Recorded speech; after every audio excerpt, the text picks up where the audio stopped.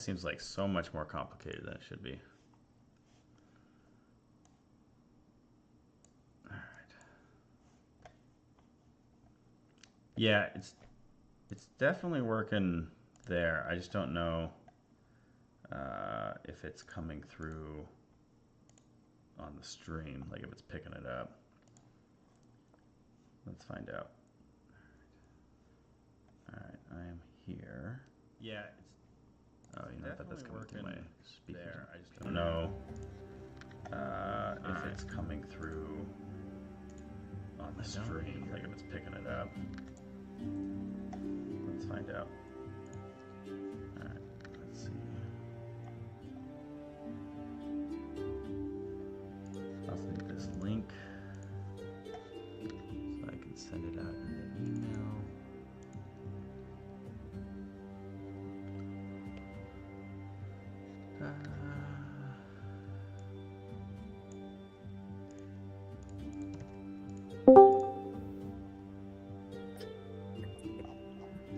Someone just hopped in. Welcome. Welcome. Thank you. Thank you. Happy New Year. Happy New Year. And holidays. Yeah, we haven't talked. Yeah. How's everybody doing? Yeah, it's been like 3 weeks, 4 weeks. Yeah, because our last game was like the 16th, something around there. I don't remember. Yeah, it was last year. Well, when you say it that way. Damn. This guy dad jokes. Well, I am a dad, so that no, I'm good. That's funny. Same. So I appreciate it. Rock and roll.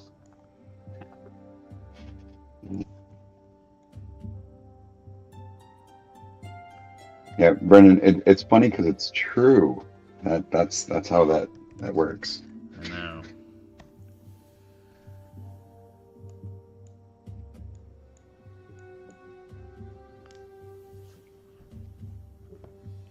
Oh, I did realize I have not sent you the latest version of the bond with those details we talked about. Oh, yeah. So,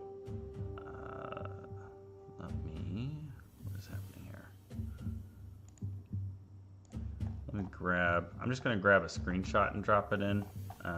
Sure. Actually, maybe I can just export that one piece of it.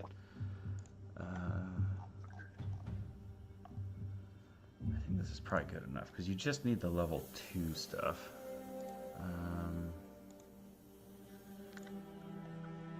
Page is this? Page 8. So I think you saw all the latest because I dropped it as in the Discord, but this will give you specifically the page with the details. All right, I'm just gonna export the one page because that way it'll be speedy. And then let me just double check that worked. Oh, why is it doing it like that? That did not work.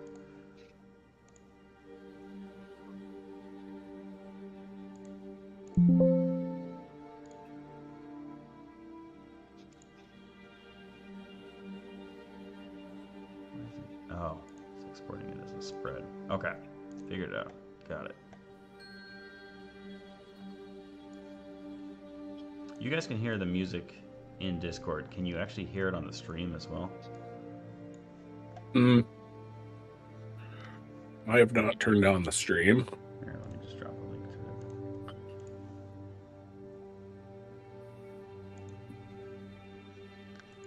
Oh, let me try to drop a link to it. There you go. Alright, this looks like it worked. Okay, I'm gonna drop this in our chat dysfunction so you'll have it.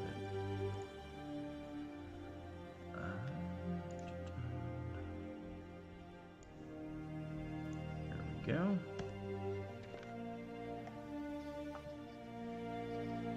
Yeah, I definitely heard it coming through the stream. You heard? Okay, perfect. Yeah, I definitely Discord and then just opened the link. So okay, yeah, it's really hard for me to tell because obviously I can hear it here, but when I'm looking in the streaming, I don't remember what this thing's called, Streamlabs thing, it is picking up audio, but it's picking up everyone talking as well, so I can't tell which audio it's picking up. I'm here. Yeah. probably do that, but that's going to anyway.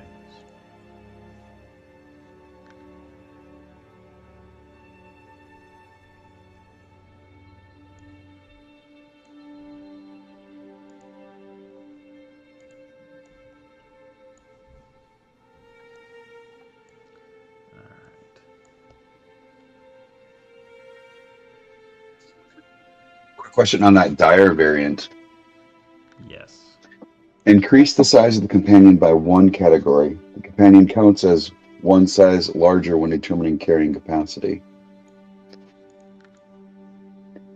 I understand the intent is to be, so if it's medium, it's now large, and it now counts as huge when determining carrying capacity. Is that the intent? That is the intent.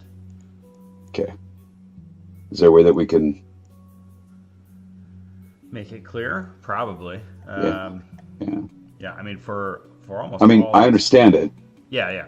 For all this stuff, it has not gone through the technical editor yet, so there will be Okay. someone else to help. Hello, guys. Hey. Gotcha.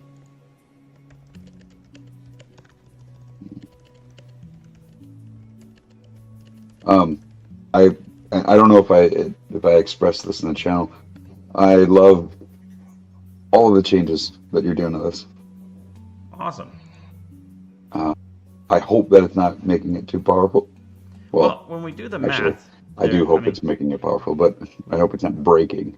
Yeah, I mean, we have tons of levers we can pull, so we could always decrease the health or decrease the AC, or if it's too strong on the offensive side, look at shrinking the bonus to hit or damage or whatever it might be. Like, there's lots of things we can play with, so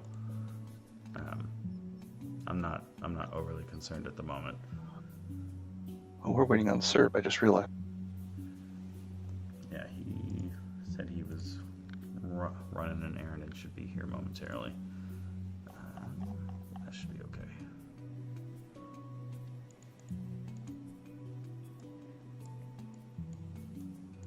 In which chat did he send a private message to you? I thought he dropped it in the chat. Am I crazy? Maybe. I don't know. No, I don't know. No, he dropped Dropping it lunch in our after wax work might be a few playtesting. minutes late. Yeah.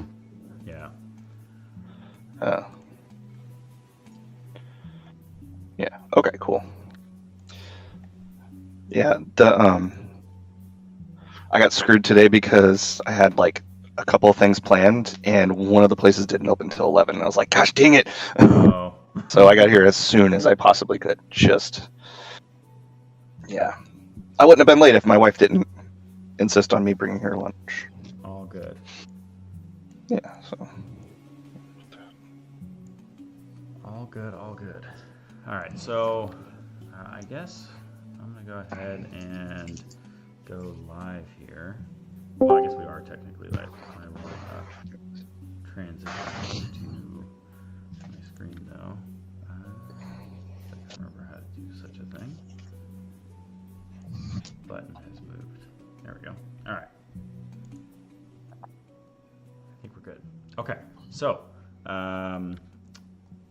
quick recap for everyone. We had wrapped up the arena. You guys were successful defeating Creed, and you had a gold payout. I believe it was 110, maybe something like that. Let me double check. Let's see. So Sounds right. You got 100 gold pieces for winning the second combat, and 10 gold pieces for winning the first, so 110. Okay. So you guys do have those funds. If you wanted to spend those on body modifications, we can use that toolkit or any of the predefined options that are available.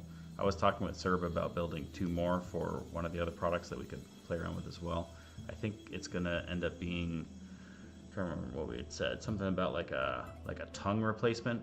Haven't figured out exactly what it's going to do. And then like the stereotypical arm, weapon, blade kind of thing that there seemed to be some interest in. So we'll build those things out.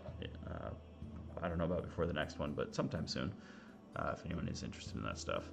And then Yeah, so you all leveled up to level 2. What callings and fighting styles did everyone take? I took the Nature's Guardian Okay, the warden. and Warden. Okay. Nature's Guardian's my fighting style, and the Yep, Warden is the calling. Okay. And so Nature's Guardian, you got which cantrips did you grab? I took Shillelagh and Magic Stone. Sounds good. Okay. I like it. Picking up a melee and ranged weapon option with your spells.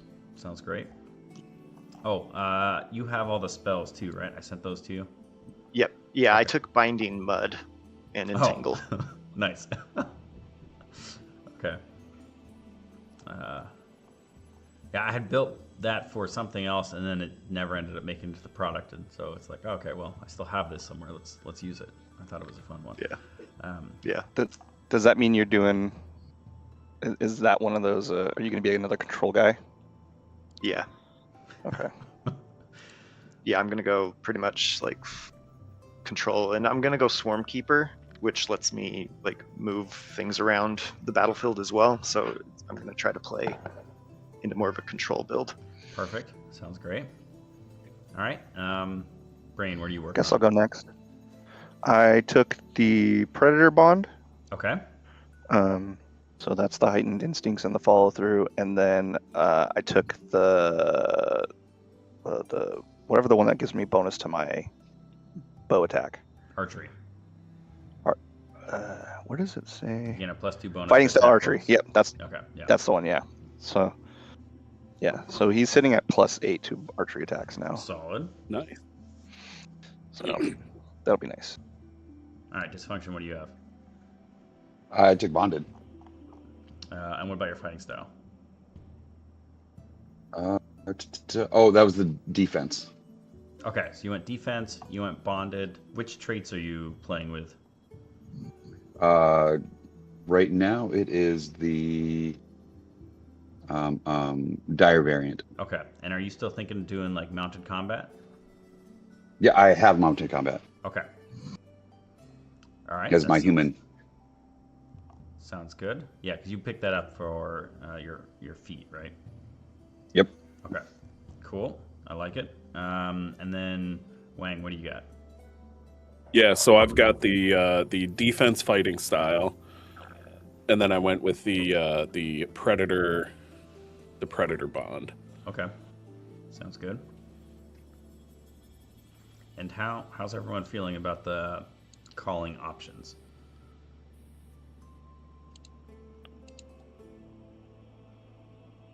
I think they're cool. Like, I think I'm interested to see how the Warden feels. I kind of feel like I'm gonna feel a little underwhelming, but because I think like Predator and Bond seem the strongest to me. But we'll see how Warden goes. And weren't we talking previously about how you were scared you were just going to feel like a crappy druid? Yeah. Well, I plan to go to 10, so you should be able to feel that Test out. that theory out. Yeah, see if you actually What- get there or not. So Yeah. so one of the things I like the bonds. I actually am really enjoying how you were writing up that Beastmaster. Whatever did you change? I assume you changed the name, right? Did you change the I name have on left that? it as Sticking with Beastmaster.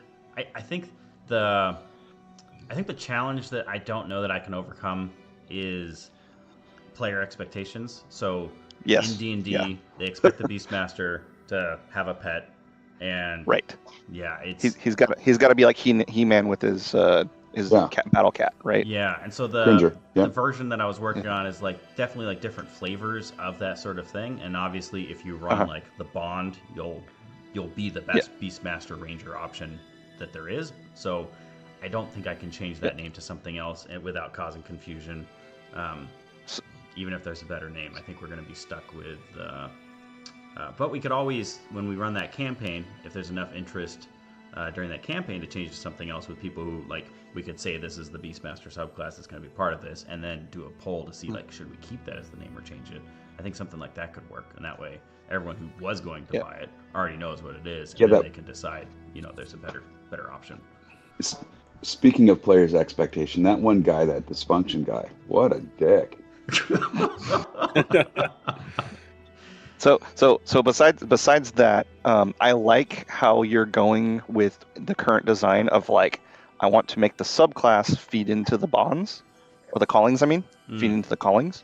Yeah. And which makes me like, I was gonna take one of the more powerful wizards subclasses, and I'm just like, is my character gonna miss out if he doesn't take one of your subclasses, which I assume he does, but that's the whole point of testing. Yeah. So it definitely is because they're synergistic, it's forcing you to want to take your subclasses in a way. And so, like I said, we're just here to test anyways. So I just thought that was something I wanted to bring up. What subclass? You're still thinking of Gloomstalker? Yeah, Gloomstalker works really well with how he's been working these past few battles, and with even with the Predator stuff, it's going to work really well. Yeah. So I think that's a great one to test because obviously there's a lot of interest in that subclass. So keeping with that is perfect. Yeah, I think the idea I had was I will use Beastmaster as like a template that others can piggyback on, including myself, to make us a new subclass that enhances each of the bonds if you wanted to go that way. Or I'll have other subclasses that are the same for all of them, but obviously depending on the bond you chose, it will shift your playstyle with whatever that subclass is.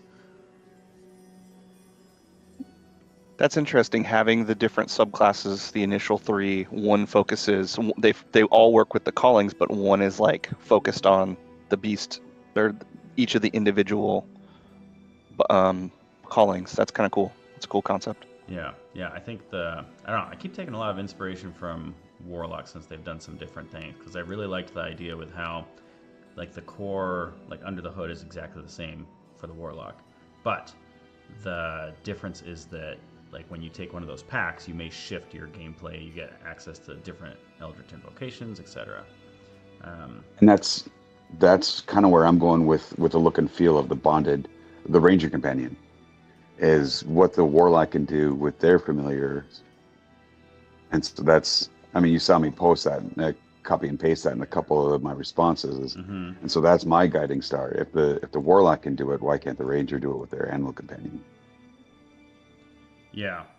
I think the challenge we'll have to kind of ride for all of this is making sure that, since we have the Animal Companion as part of the base, and then we have a subclass that's adding on to that, and we have the different bonds. The balance is going to be a little more complicated for this than some of the other stuff, but I think we can pull it off. Honestly, I think it'll be easier to balance than Summoner was. So, yeah, I think we should be good. We're done with this. I got a different topic to bring up. Yeah. Were you done? I don't know who the other individual that was talking. Brain had been talking about about the bond. Brain, okay. It was Brain, but I was done. Yeah. Okay, awesome. Sorry. I put the text in the chat. So mounted combat, you have an advantage, blah blah blah, but you can force an attack targeted at your mount to target you instead. So, let's say somebody targets my mount. Okay. Goes to roll to hit. Well, I use my reaction up above the protection. I use my reaction to interpose my shield. You impose disadvantage on the triggering attack roll, and all the other attacks against the target until the start of my next turn, right? So you go to attack my mount. I use my reaction with my shield, and now you're at disadvantage. But because I have mounted combat, I can force that attack targeted at my mount to target me instead. So the attack stays at disadvantage from the first one, but now it's at disadvantage for me because of mounted combat.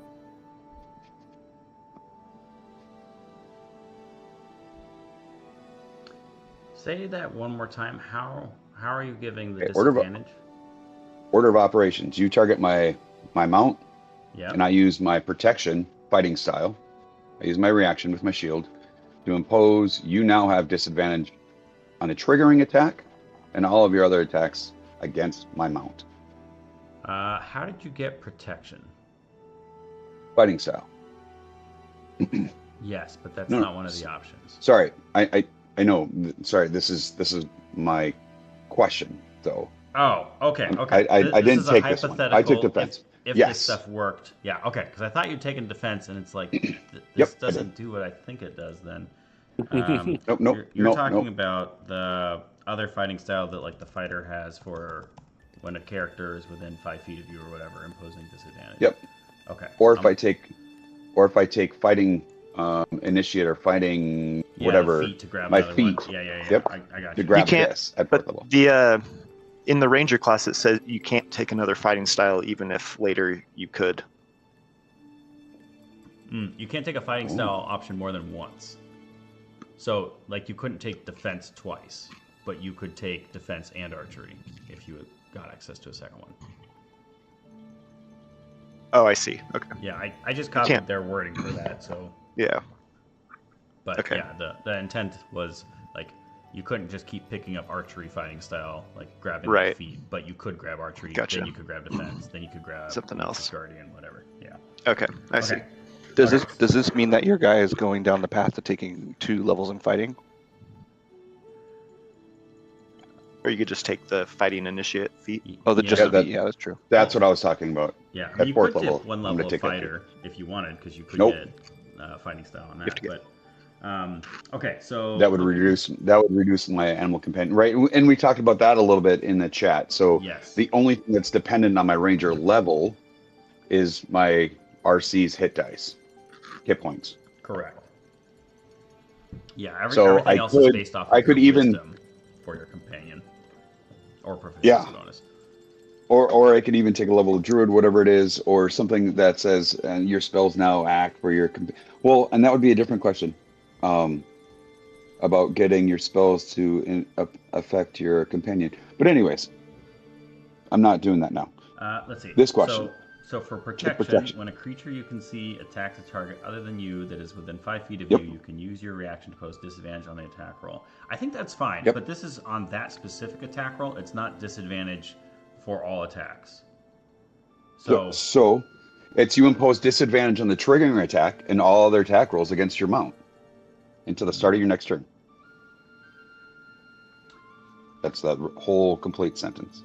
You impose disadvantage on the triggering attack roll and all other attack rolls against the target, my mount, until the start of my next turn.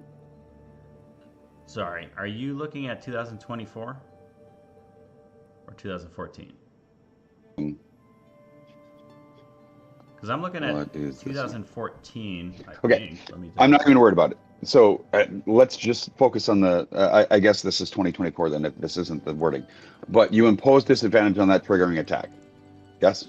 We're in agreement Yes. with that? So if I don't, I Okay. have to look at how 2024 is worded, but the one that I'm looking at, you can use your reaction to pose disadvantage on the attack roll. So Okay, if you're perfect. wearing a Done. shield, the creature Yep. is attacked, which is your mount. Yep. You can impose disadvantage on the attack roll, and then for the mounted combat, you can force an attack targeted at your mount to target you instead. I think I'm trying to remember what it was. It's either Xanathar. That's 2014. Correct. Sorry, I think we're testing everything 2014, right? Like Yep. I don't have. And this mounted combatant is 2014. Yes. Okay. So you So can I force think- an attack targeted at your mount to target you instead. So Well, I the was gonna say attack is if I remember correctly, if something happens at the same time and it's not clear which one should happen first, then the player gets to decide which one should happen first. Yep. So I would think the most advantageous version then is that on one of the attacks, you're going to use your reaction to force the attack to be made with disadvantage. And then that attack that's targeted at your mount, you become the target instead. But the attack already has disadvantage because you already used protection on that. so I can stack it that direction then.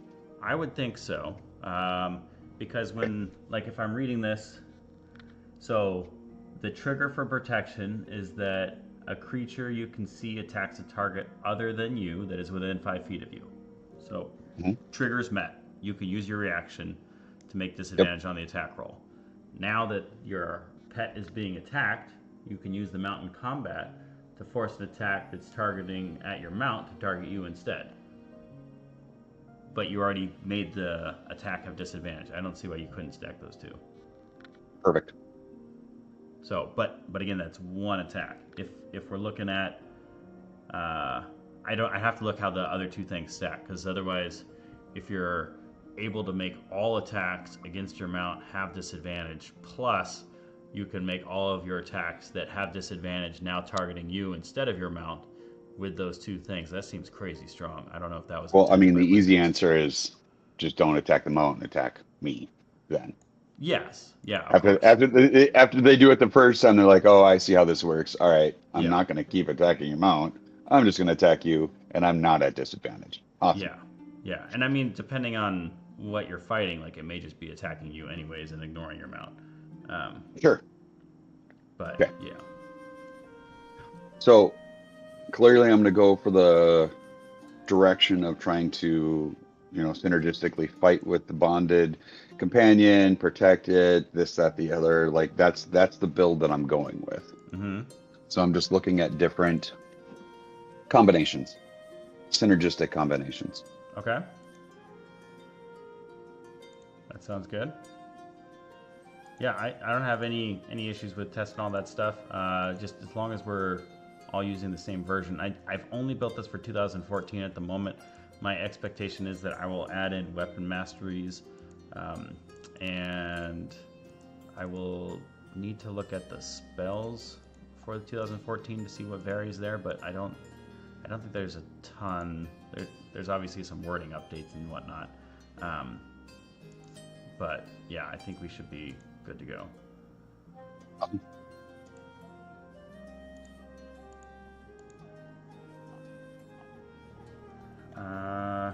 I guess any other questions on anything? One question: are we allowed to pool resources, or do you want us to keep our money separate from Let's treat this as a normal game. Like if you guys want to work together to, I don't know, buy a boat, like I don't care. That's fine. Okay. Woody's savings and loan is open. Yeah. Because I know that guy's not going to pay you back, so that's true. So I think the old growth leg, the what body is the mod? uncommon? Yeah. The uncommon version would let me have the Goodberry spell, which since we don't have a healer, that could be the our healer, could be my Goodberry leg. And I think how much is the old growth? I was thinking it was 160 was what was in my head, but I can't find it now. Let's see. That's in. It's in a table at the front of that chapter, Serb. So if you pull up the book, which I assume you have a copy of it, don't you? I don't have a physical one. Let me see if I can find it. I got the manuscript here. Give me 1 second. I'll pull it open. It's book up there. Don't want to grab it. It's easier to pull it up on my. Is the book that had the body modifications, is that the Echoes of Shattered Age? Yes. Yes. Yeah. Okay, body modifications. Let's see. So this is, you're looking for old growth, right? Old growth. Yeah. All right. So uncommon old growth is 160 gold pieces. Okay. Yeah, that's what I thought. Okay, so I have 122, but if anybody wants to loan me some money, I could get it so that we at least have some level of healing. I could loan it to you and start counting out the copper pieces. Well, we can take long rests after that then. Your guy's just training for like your adventure by carrying your weight in the heaviest denomination possible. Yep. How do you get that it's 160? That's how he wrote. Oh, sorry. Go ahead. I was gonna say your guy's basically doing the whole what moms do now with the weighted vests. Oh yeah, what's it called? He's just putting them on vest. He's putting all the coins in like his vest. Yeah. How do you think my cat's getting bigger? My cat's carrying all this weight. So Been working out. train the Rocky theme song, dun dun dun, right? And it's getting bigger. Drinking milk and carrying pennies. That's great. Anyways, it's in Yeah.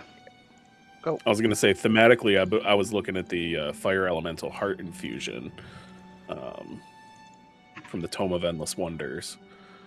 What's that one cost? Let's see. I think that's in that book as well. The price should be in there. But Fire Elemental Heart Infusion, the uncommon is 200 gold pieces. The common version is 35. Okay. Is there like a upgrade path? So like, Yes. if I have the you paid the double. common one, okay. Yeah, so What book was that one in? Echoes of the Shadowed Age. all of the body modifications can be found in Echoes of the Shattered Age, and then there's a couple of them that are in Tome of Endless Wonders as well. There's new ones in there? Not new ones. A couple of the ones okay. from this. There will be Okay. 2 new ones that Serb and I will be tackling at some point in the next, month, hopefully. That will be going into Rift Wardens of the Nexus. Yeah, they're gonna be sweet. Hey, Serb, did you know that? Like, go ahead. oh no, it's completely off topic. I'll Oh. type it to him. Yeah, the heart's here. What's the question on it? Is it in the toolkit? Where is it at? If you go to the chapter of body modification, well, I guess, which book are you looking at? The Shattered Okay. Age, version 18. Yeah, go to body modifications, and then it's on page 62. Oh, I'm at 116. All right. Oh, you're And in that's the where you're toolkit. getting the... Yeah. Yeah, originally I had this section in the body modifications piece, and then I decided to pull the toolkit out and consolidate all the toolkits together for the GM. Yeah, I don't know. Both options have obviously people looking in the other spot for it, but I do think I had a cross-reference for it, although... Okay, so the way that this... okay, there's the whole price. The paragraph, how to calculate the price. All right. Yeah, so keep in mind this does have a recharge cost, which conveniently Serb, if he's willing, can spend spell slots to keep everyone's stuff charged, or you have to buy either a subscription or one-offs. Otherwise, you'll start getting exhaustion from them. What about from the toolkit? It says that you can just get plus bonus to initiatives. Is that a standing, or is that a one-time use thing as well? No, that's totally viable too. So there's some predefined ones with more unique features, and then there are the toolkit version where you like have a series of options that have been designed to be interchangeable. So if you're picking up the common, you're getting 2 of those common options, and then as you go, you add on one of each of the other things. And so in the toolkit, it says 25 to 50 gold range. How do you... Oh, I had a calculator that was randomly determining a value for that on the page, so we can just leverage that if we want, if we're gonna buy something. Can you say if you pick the ability, then the item is max price, but if you roll for the ability, then you roll the price? That's right. We did run it that way. Yeah. So if you were using the generator, it generates a value for that, which is going to be cheaper in all but one instance. And then if you don't, then it's just that maximum price. Okay, so it's going to be 50 gold then for me to take 2 common benefits. Correct. 2 common of your choice. Okay. So yeah. So I guess I think everyone has enough gold if they wanted to do a common for sure, and then I think there was going to be a trade to give Serb some extra so that he could. Yeah, John's gonna loan me 38 gold. All right, that sounds good. I'll give him the money, and then I wanted to actually buy studded leather armor.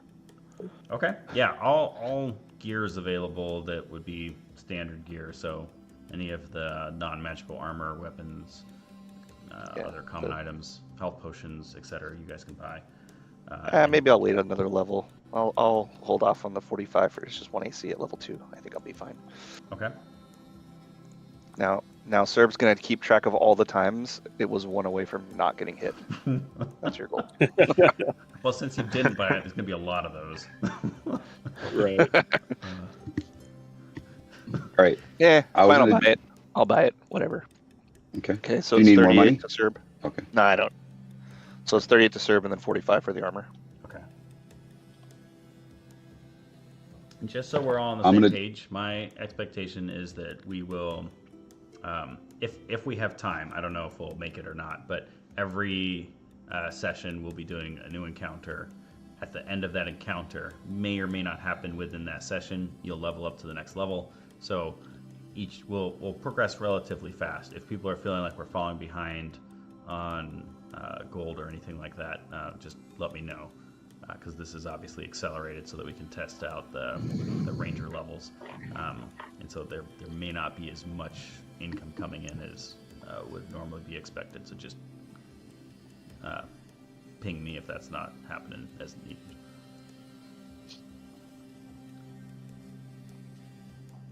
So how much would I get before selling the previous leather armor? I'd Does say that let's matter? just do half price on whatever gear if you're going to sell something. We can just Okay, do that so- and keep it easy. That works for me. It's okay. 5 gold. Yay! Perfect. I'm just gonna buy go with the common heart. the Okay. Fire elemental heart. Sounds good. Yeah, and then we did talk about the upgrade path for that just being whatever the difference is, right? Yeah. Okay. Perfect.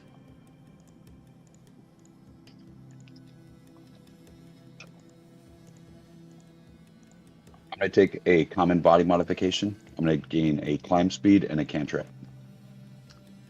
You're going to take common body modification, gain a climb speed, and a cantrip. Okay. I'm with you.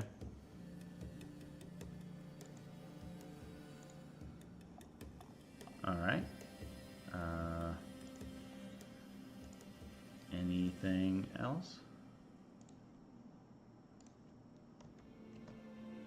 Well, can I take a second one? You absolutely can. You do need to be able to. You'll require 2 spell slots in order to. No, make these are it the per week. body. These are the from the toolkit. Yeah, but it still costs. Has the You have to same- like charge them. You have to, and you have to attune to all of them too, right? Correct. So the reason, so the way that I had structured these is that they are somewhat half price of a normal magic item, because there's an ongoing fee to keep them infused. So that's either, and part of it's playing into the enshittification of things, where in this paradigm within like Zephyr's Veil, it's another way to extract money from people, where you can get them hooked on like, oh, here's a body modification to help you get back to that job that you were doing that was so dangerous you lost your limb, and now you can keep working for us and making us more money, but you have to keep paying the subscription, and pretty soon you're just too dependent. You can't quit your job, and you're just kind of stuck here. So it's like on Describing my flames, life. or- yeah, you know, some stuff's way too close to reality. Okay, so even even though it's the body modification toolkit, you're still Has the same required to do costs. this Yes. So, some but recharge. yeah, but the recharging, it ramps up quite a bit. So for a common one, you need to spend a first level spell slot, and this is per week. Yep, I see that. Or it's 1 gold. So it's effectively, it would cost you 52 gold per year to maintain this. Or you could do the subscription, you pay up front for 40 gold, and then you don't have to worry about it. You just recharge it as you need. Yeah, I see that. I see that. Yeah. Microtransactions in my D&D. Yeah.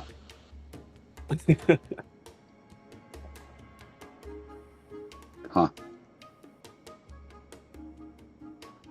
It's Okay. like You give away the razor for free, and you just keep charging for the blades. Right.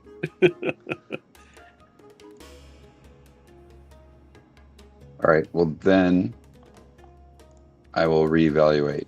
But I'm going to do one at least. I'm going to give it a try. Yeah, I mean, and you can, these, like, I didn't want this to be the, like, you could obviously flavor it however you want, but you don't have to chop the arm off to put the new one on. These are magical. They could just go over your existing arm or whatever. So if you wanted to unattune from something, it's not like a cursed items, like you just unattune from it, attune to something else. Like it's not, and then you don't have to pay the cost anymore. Wait, say that again. You don't have to pay the cost anymore for what?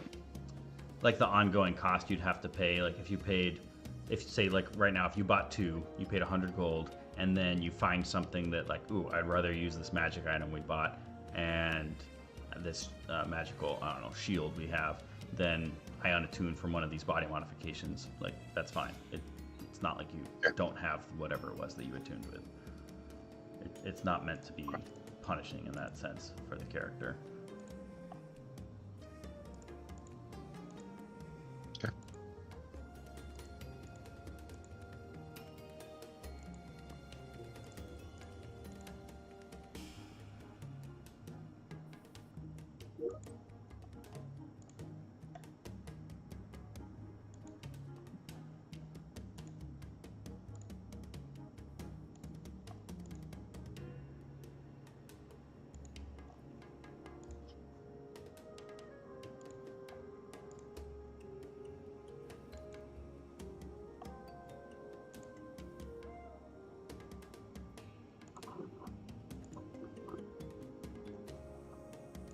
Just vibing on the music. They did a pretty good job with this tool because you have like you have enough options where you can kind of keep it fresh, but not so many that it's complicated. Like I don't know, I keep leaning more and more towards that sort of system. Yep. The illusion of choice is good, but too much choice is paralyzing. Yeah. Yeah, also like the smart stuff is starting to kill me. Everything has an app. We got a new washing machine and it has one, and it's like, what do I need to connect my washing machine to the internet for? Like, unless it's gonna like move the clothes into the dryer, like I just don't understand the value. Now, if it would fold, there you go. Okay, yeah. Right. Now we're talking. Now you're talking. Yeah. Maybe one day. We'll see. You want those little robot dogs to clean your clothes and fold them for you.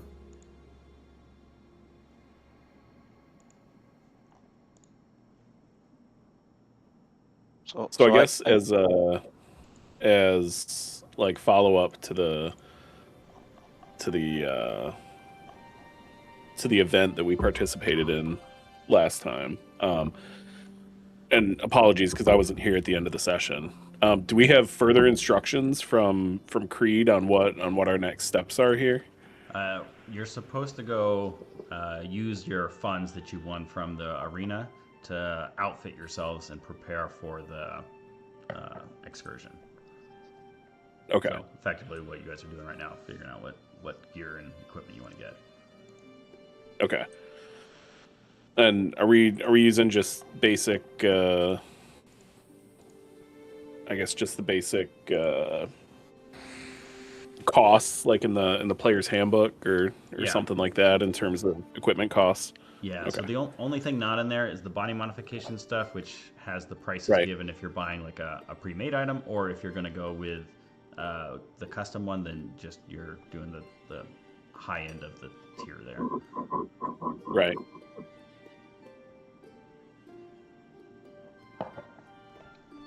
I do a body mod for my animal companion. That's a good question. I don't think so, because I don't think they're set up to be able to attune to magic items, and that would be the prerequisite. We had this discussion last time about the magic items. Yeah. Right, but what we came to is it has an intelligence of 10, so it has the intellect to be able to attune to an item. Here we go. It is unable to be outfitted with any equipment. That's in the bond description.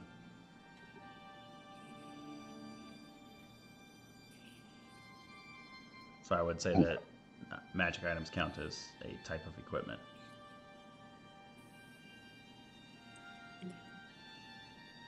So I think on top of the fire elemental heart, I just want to purchase a potion of healing. Okay.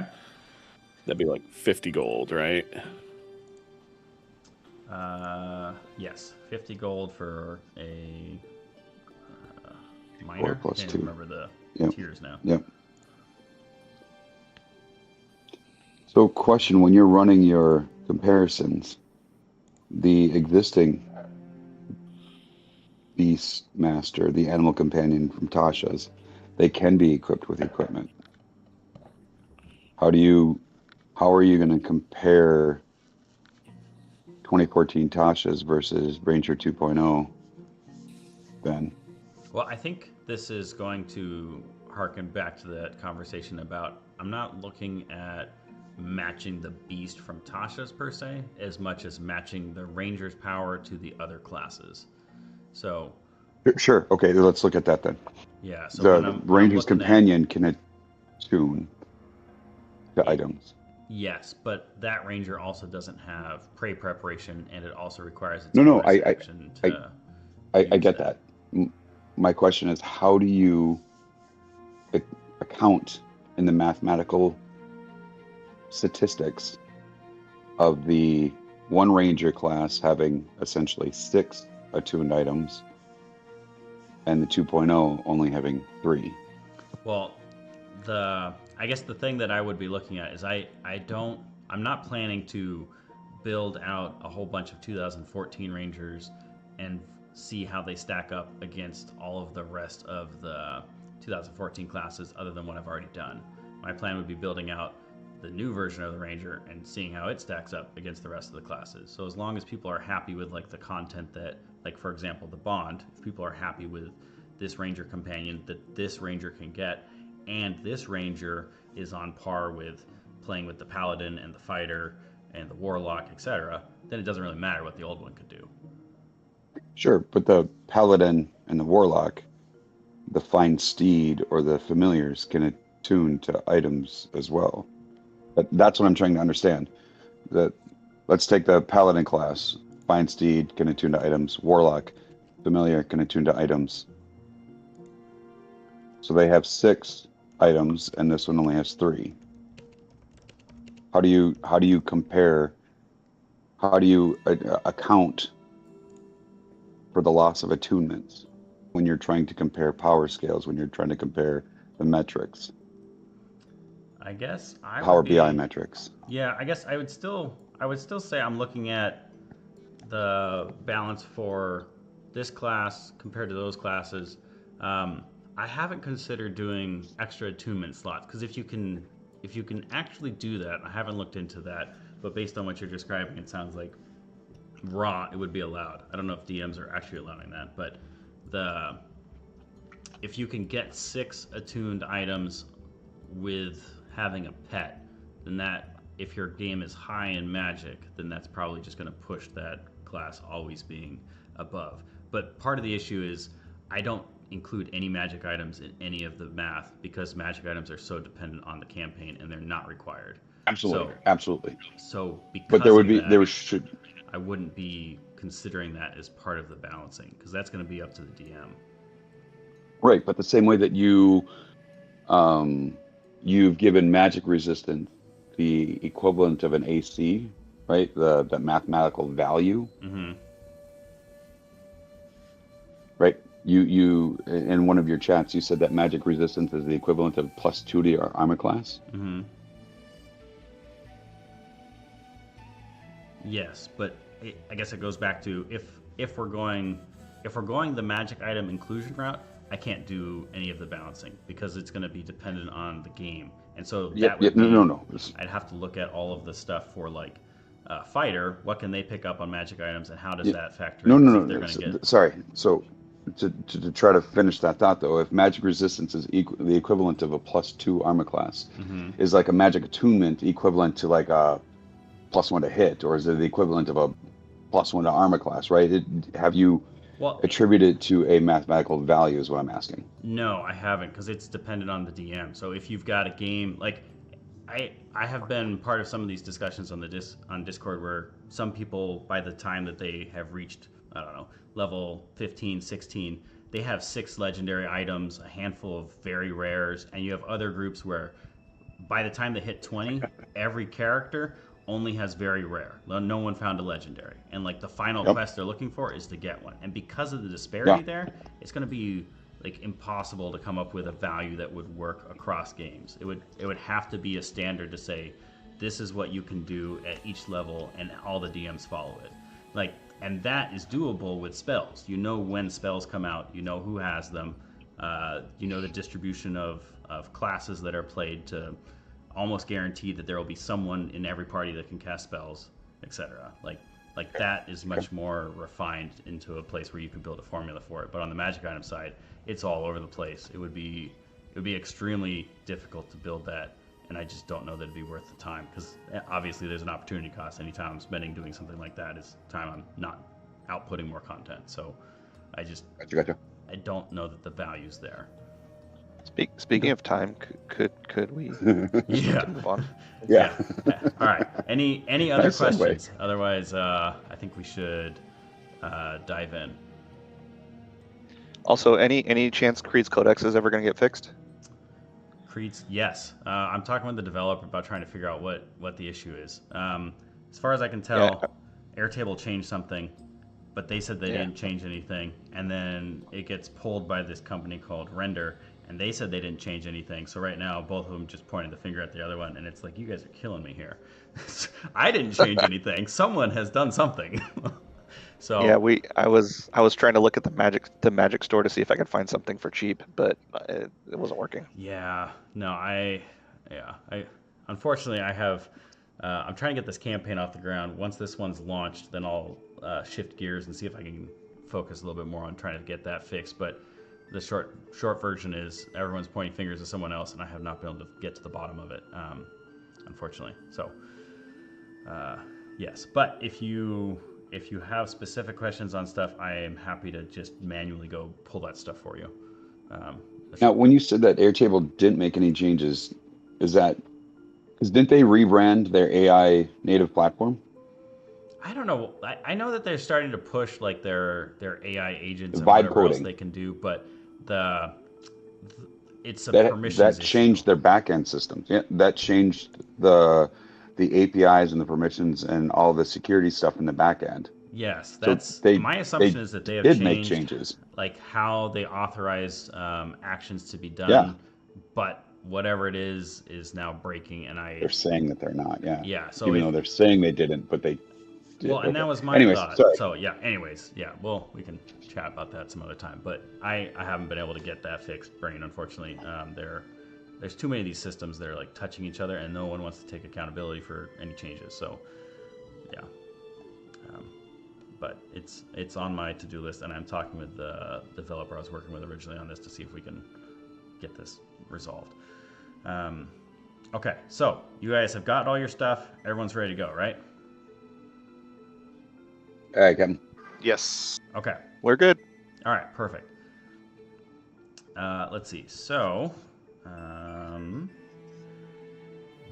you guys return to the meeting spot Creed had prearranged for you, and you see him standing there, and he has just finished talking with a group of 4 pretty rough-looking individuals.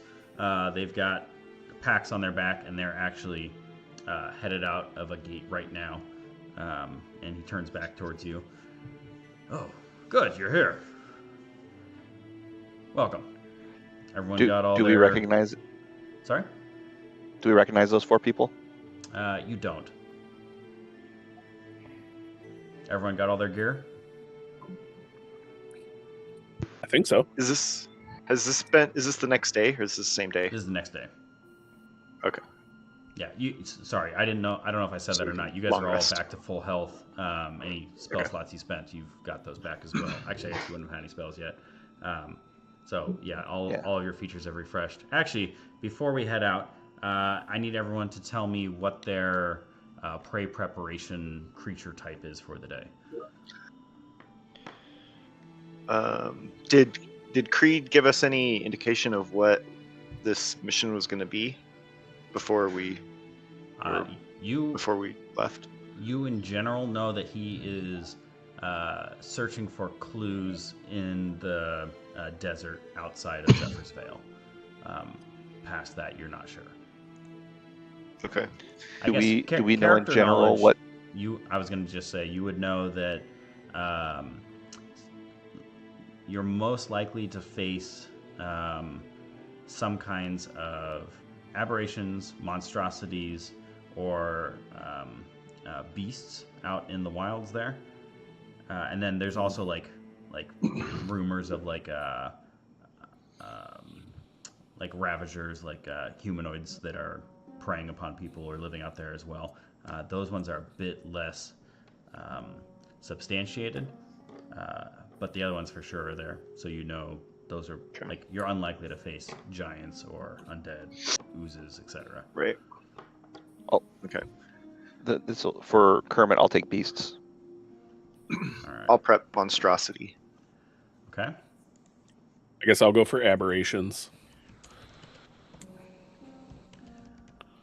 All right. So Kermit has beasts.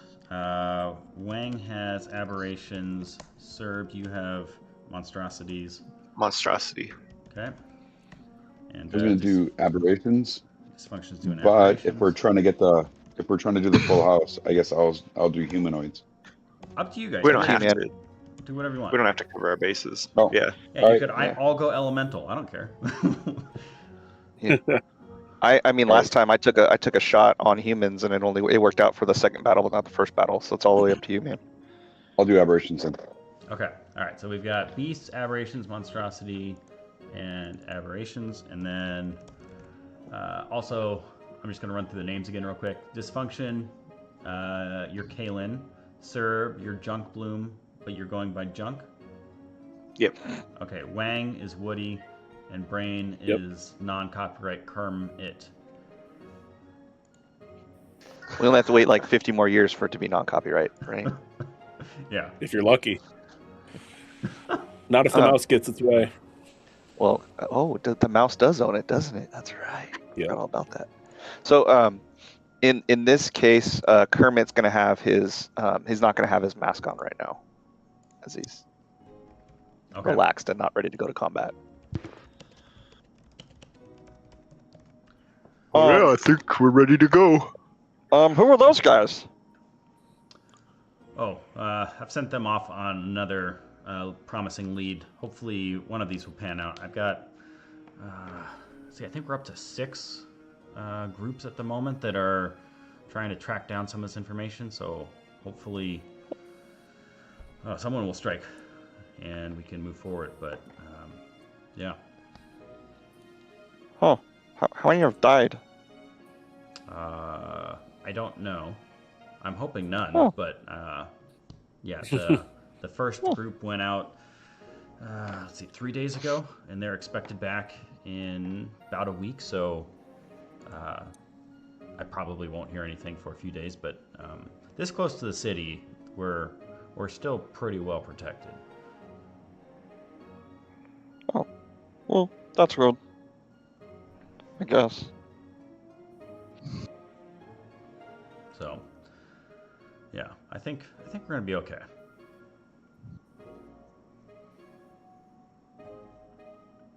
All right, well. Okay, let's head out. Yeah, I was gonna say, if everyone's got everything, here's the coordinates that I have, as I understand it, and I have seen it from afar, but I haven't been closer for inspection.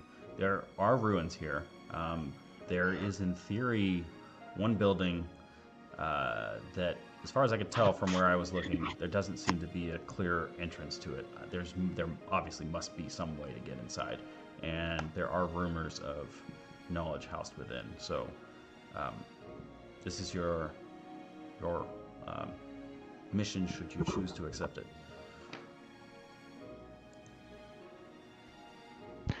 Oh, let's go. Yeah. right. And Wait.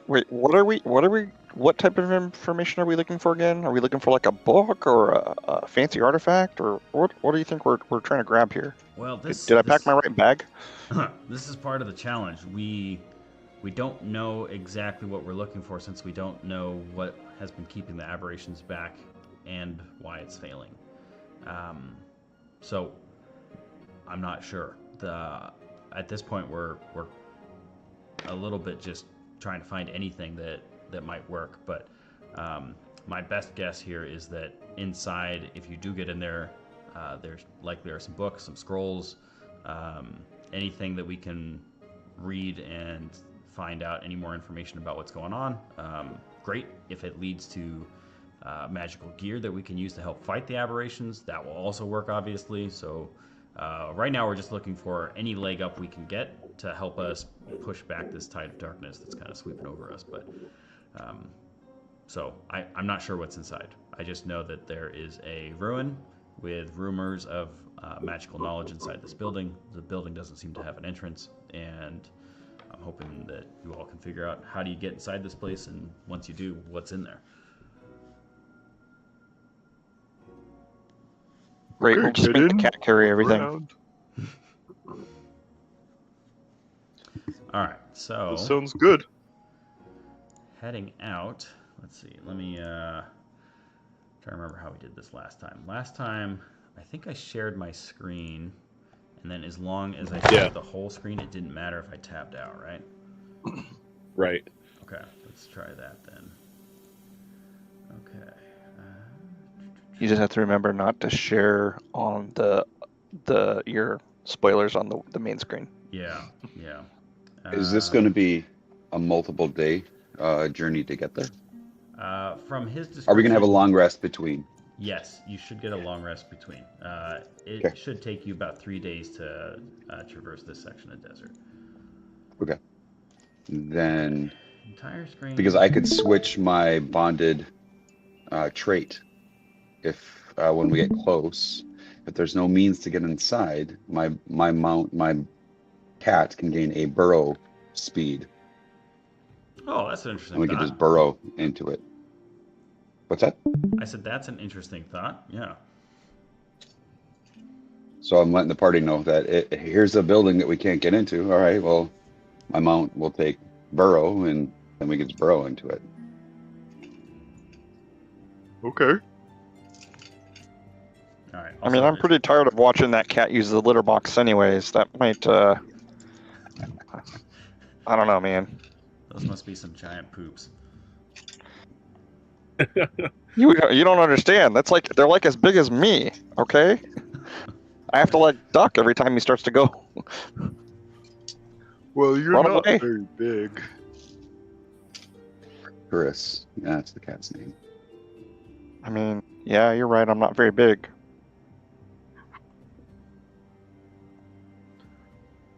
Neither am I. So off we go into the desert. All right. So it the directions are pretty clean. Creed clearly is well traveled and has experience traversing the desert out here. On your way there, occasionally you see a few like dust clouds off in the distance, but there's nothing that's overly close to you and nothing identifiable at that range.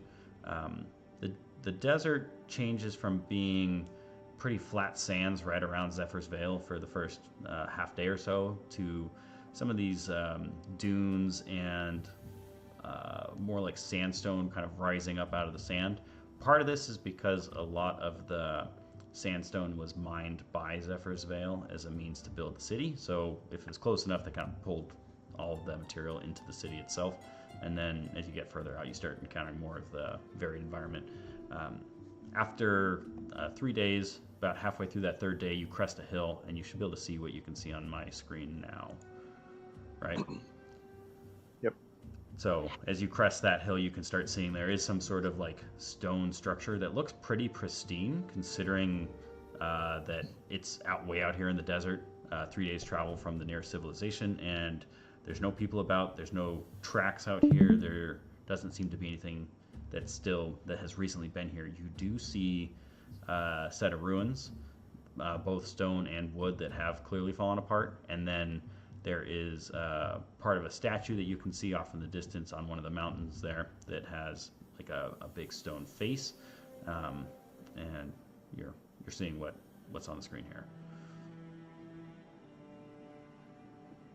Do you guys think that this is what Creed was wanting us to go check out? It's kind of pretty close to the place he marked. Yeah, I think it would make sense. I don't see any way to get in.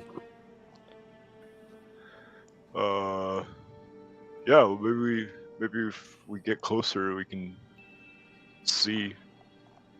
Maybe there's a door on the other side or something. Are there any signs of life or like sentient life, I guess? Go ahead and make a perception check. All right. Advantage up on the hill here. Let's see. You said with advantage? I did not. Oh. He said from your vantage. Oh, I see. I see. No, I heard him say you have advantage. I heard that. Yeah, I mean... I witnessed. Yeah. All right, so that's a 14. Okay. All right. A 14 roll or total? 14 total. Okay. So from up here, kind of looking down, you can see there are just kind of loose sand everywhere. So it's a little bit harder to find clear indications of people moving through here. Wagon wheels, things like that would have kind of either completely sunk in and then been abandoned and looked more like these ruins, or paths would just kind of get wiped away as the wind blows. You don't see anything obvious showing that people have been here anytime recently. So, but given the location, it could pretty easily wipe away any trace of anyone within a couple days if it's windy. Can I make a survival check to see if there are any animal tracks or so I'm not looking for signs. I'm looking for signs of any other sort of activity, not just humans or life. Sure. He said sentient life specifically. Are you staying up here on the hillside? Are you like moving around through the ruins, or what's your? If it doesn't seem like it would make much sense to do it from on top of the hill, I'll wait. I'll hold that thought until we all start to move down together. Yeah, I think from this far away, you're primarily relying on your perception of what you can see. If you wanted to do more of a survival check to look for tracks and things like that, you likely need to close the distance so that you're not like several hundred feet away. Yeah, that makes sense. I didn't know the scale of where we're at, so that's worth noting. Does the cave the I see a head carved in the thing, does it seem to match the aesthetics of the building next to it? Like do I feel like those are the same? It seems like it could be around the same time period because the material seems very similar.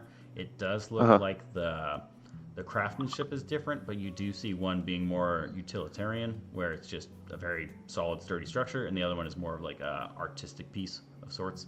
Okay. So it would definitely have been different individual craftsmen, but based on the material, you're thinking this probably was around at the same time. What do you do burrow in your game? Burrow speed. I think. Let me look up burrow specifically. Because I don't think you can go through solid stone unless you specifically have like something that can do that, right? Yeah. Sand, earth, I mud, don't- or ice. So you could move through the sand, but like if that building had like a stone foundation, like a stone floor inside, you wouldn't be able to go through that to get in. Okay.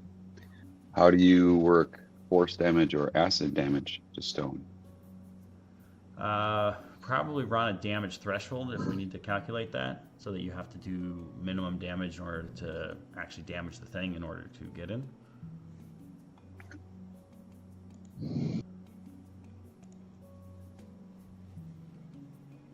I guess. Also, just because the something has a burrow speed doesn't mean that it creates a tunnel that other things can follow, right? Correct. It has to have that trait. That feature. Yeah. I feel like the purple worm has that. Purple There might worm. be- Yeah. a couple others that specifically say like when they do this, they leave behind like a 10-foot diameter empty Yeah, spot. that's what I was thinking too. Yeah. So yeah, I would say dysfunction character like knowledge. You would know like you could absolutely give your creature that burrow speed, but it would be able to say get inside something if it was like if it had a sand floor in there, it could certainly burrow down underneath, come up through that. But there'd be no route for you to follow. Like you'd have to dig that route out. Not to say you couldn't do that, but it wouldn't create like a tunnel for the party to follow, kind of thing. So I don't want you to choose that with the intention of thinking you could do this when your character would know like that wouldn't work. Well, let's go down there. So, sorry, just a couple more questions with Yeah. the whole mold earth or being able to shift dirt or stone that you can see, or the bestial savagery where you get your hands do acid damage. How do you factor that into structural stuff? Sorry, a lot of things listed there. First one was mold earth. Mold earth. Yep. I think that one still has to be loose earth. It's been a hot second since I looked at that spell. 1 second. But I want to say like it doesn't work on stone. Oh, no, Yeah, it says if you target an area of loose earth, you can excavate it. Use a portion of dirt or stone that you can see within range. Okay. Yeah, so but I you guess- can manipulate. But the first bullet point says that it has to be loose. If you target an area of loose earth. Okay, so I guess this one it would let you do the shapes on it, Or make it difficult terrain. or make it difficult terrain. Yeah, there. As a cantrip, I don't know of any spell that lets you do anything with the earth because I think the other one's called maybe it's Shape stone? earth. Stone shape or Stone passfall. shape. That's it. Yeah. So stone shape, 4th level spell would absolutely let you just make a door in there. Okay. Assuming that. And then primal savagery with acid. How do you work acid stone in your game? I would say that would still fall under like damage threshold. Like you could go the other direction, I suppose, if you wanted, where like you could certainly try to burn through some sort of material with some kind of acid over a period of depending on what it is, some number of minutes, hours, days, etc. I also would say in my games I do my best to not railroad you, so there are multiple ways to accomplish things and also like other things to go do. So if you're Yep. But I also am always down with someone coming up with a unique, interesting idea on how to try to accomplish a task that is something that I had not thought of at all. So that's great too. All right. So as we stand on top of this cliffside, do we have to walk down around to the right to get down, or is there an easy way down the cliff face? There's a pretty easy way down. I'll just pan back over here. So if you just move over this way, you could just kind of come down the sand. Whee! Gotta ski down it. Yeah. I guess before we go any Hop on top further- of junk as we slide down the. Okay, you're just gonna ride him. Perfect. What's everyone's passive perception? 13. 14. Mine is 15. 15. All right. Sorry, that went slightly too fast. Say it one more time. 13 for Woody. Okay, Woody's at 13. Kermit is 14, and the other two are 15. Kermit is 14, and the other two are 15. You got that right? Yep. All right. Yep. Cool. Okay, so yeah, venturing down, I'll just pan my camera around a little bit so you can see. There is another statue here on the left that you would see, as well as some sort of cave system. You can see like a somewhat elaborate entrance that's sort of fallen apart towards that. There's a couple of buildings that have seen better days. They're missing their roofs, parts of their walls. There's no doors. Same thing on the other side you see down there. Avoid that cactus. Here's the statue with the kind of stone mouth. There are some wooden structures down in here that are just pretty much rotting wood at this point. There doesn't seem to be anything in there. And then there is this large centerpiece that is in surprisingly good condition. And with a score, well, actually, someone wanted to make a survival check when you came down here, Kermit. Yes, and I'm using the feature where if I make a survival roll, I can do it with advantage. Yes, because you would have an advantage on it, and then if you have advantage, you go ahead and get that extra roll. Is that at level 2? That's at level 1. Level 1. Oh, level 1. Okay. Wait. Did I wait, hold on. So I just automatically roll survival at 3 rolls anyways? You have advantage on survival checks. Oh, yeah. Yeah. Okay, cool. So then I just roll one more time. So Yep. Oh, that was a nat 20. Okay, so, yeah. So it's a nat 20 plus 4. Natural 20 plus 4. Okay, so as you're starting to move down through here, you actually see some telltale signs of a bogey, one of those creatures that you fought previously in the arena that you had kind of done like that trial run before you fought Creed. So obviously I didn't ride him down like a surfboard. I was just joking like that. Is that weird? Where did I see the bogey? Sorry. On the map. You've seen some signs of it at a couple different places as you're going through. You've noticed like some dried mucus in one spot. One of it's sort of like weird feet imprints on some sand that's in a cleft of some rock so it didn't get blown away. So you've seen that there's some signs of one. You don't see any super fresh signs of where you are, but given the temperature, because it's also very hot here and everything else, like it would be really hard to actually find fresh signs without like it just literally being one. Okay, so was there anything that okay, so I'm gonna put my mask up. Okay. And I'll be like, guys, I think there's a bogey nearby somewhere. Yeah, I would say your character, having kind of picked up some of these things and seen enough of them, he'd be wary that there's something potentially somewhere. Not sure if it's still here, if it's gone, but it definitely was here. Yeah, we just gotta we gotta watch our backs, watch for the bogey that might be on our backs. All right, and then all of those perception scores are high enough that within kind of moving through here, you do see. Oh, that's weird. I was trying to grab a screenshot and it's like jumping around. You do see. Let me go ahead and read this to you. The heat flows off the sand in visible waves as you finally crest the dune and see the ruins below you. Several wooden structures are partially buried, but what catches your eye is the intact stone structure. And then as you guys are moving around, you see a set of runes inscribed into a stone grid that are pristine and look out of place given the weathering of everything else. And these are located on the side of that giant stone structure. I'm going to go ahead and drop them in Discord so you can look at them. Okay, so you see these. And then they're like, I guess from where you are, you can see that there are some sort of runes that are very clearly runes on the side, but you're a little too far away to read them at the moment. And if you were to approach this, those are what you would see. Where did you drop them? I stuck them in the Discord chat. Oh, They're in the chat for this conversation. Yeah. This Yeah. chat Oh. room. I see. Yes. Are these dwarven runes? Or giant runes? Yeah, can any of us read them?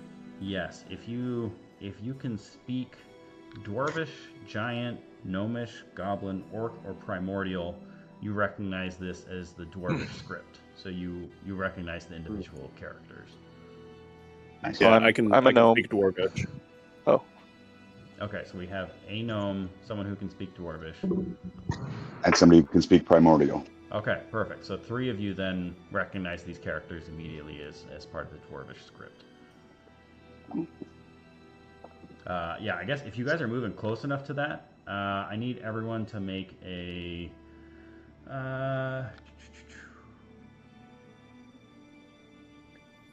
investigation check. Well, And then so sorry, go ahead.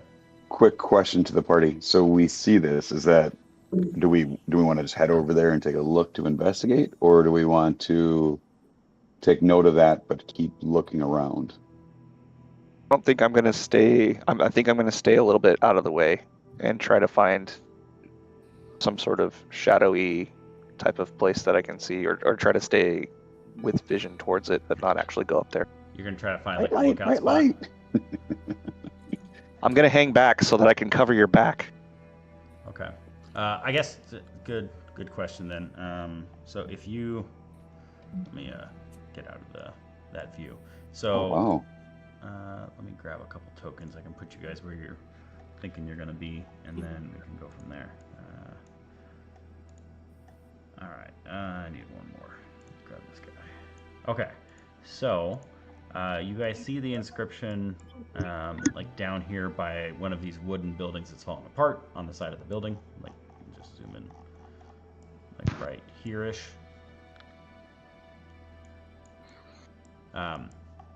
You said it's out of place, like it's not attached to any of those buildings. It's just kind of there. No. It's it looks out of place because it's so readable. Like everything is very It's not weathered. falling apart. It's attached to that stone building that also looks like very intact. Okay, perfect. And I'm just gonna stick one person there so we're on the same page. Okay, so it is right where this person is, like attached to that building. And then Yeah, and I would be up there trying to read it. okay, you're gonna be up there. I think. Let's see. I can give you. Maybe I'll give you this guy. And that was Junk Bloom last time. So I think you're running the shield. I don't know if you still want to be up here or you want to be somewhere else. Well, Junkbloom can't read the Okay. text, so he would probably be hanging back a little Okay. ways. 'Cause, which direction? Where do you want him? let's go up the hill a little bit. Up the hill. Okay, like here. Yeah. Okay. And then Kermit, you wanted to find somewhere to post up. Yeah, I guess I would actually try to go look towards the base of the stat. Is that? Like Can over I still here? see? Or Yeah. over here. No, I'm sorry. The face, the curved face. Okay. Let's see. From here, you can see. Yeah, you can see where he's at. You can't see Okay. anything on the other side of this hill, but you can see a little of his head. And then I would make an investigation check over there on the thing, Okay. on so that statue You're face. going to investigate the statue, and then dysfunction. Let me grab you some kind of pet as well. Where are you going to be at?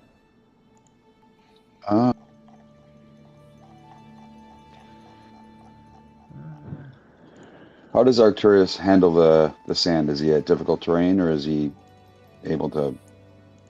His size and large, is he able to traverse the sand pretty easily? I mean, moving through the sand is difficult terrain for all of you because you're just like it's one of those like 2 steps forward, 1 step back sort of situation. Just sinking in. How tall is that pillar right there with the face on it? Are you talking about this one on this side, like over here? Yep. About 6 feet. All right, I'll be up on top of that with Arcturus. Just gonna You want to like keep an climb up eye on out. top of this hill here? Yep. Okay. All right. Yeah, you guys could certainly make it up there with enough time. So from up here, you've got a pretty good vantage of the area. So I guess you Put probably me would be- closer. Yeah, there you go. There you And I go. think- Yep. So I can just. You can see everyone Keep an except eye the out one that's for like everybody. right up against the hill. I guess if you moved here, you could see part of his head. So something like this. You can see everyone. Yep. Okay. Yep. All right. So you're up there. Yeah, I guess I would say, given the time that you guys are here,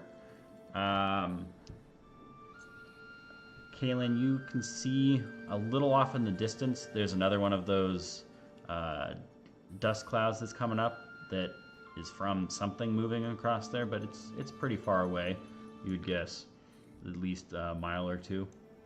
So you can So see. storm or company? You're thinking it's Desert probably people, sandstorm? not necessarily people, but Okay. some kind of creature moving through the sand, kicking up dust. We got company about a mile out.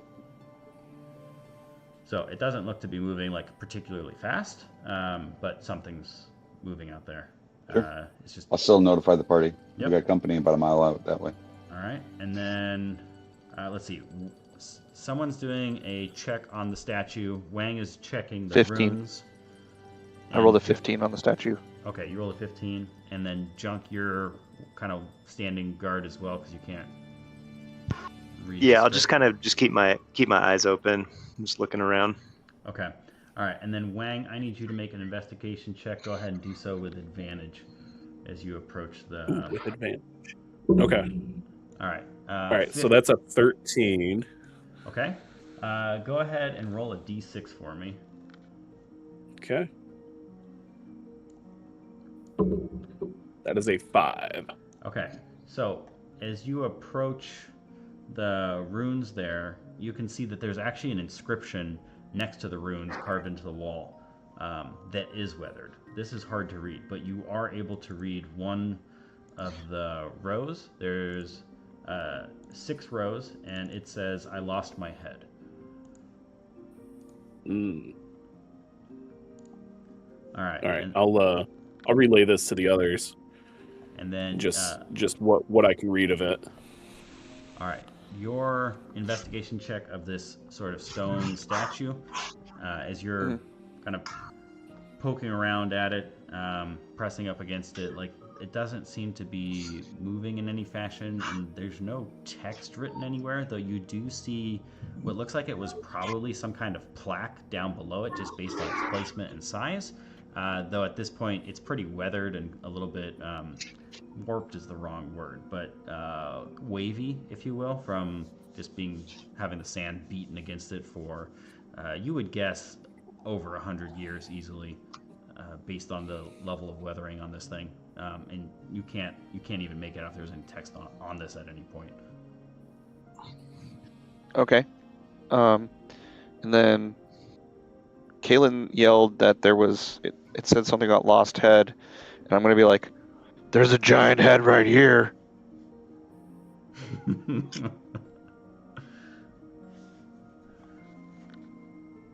Maybe. How heavy is it? I'm not moving it.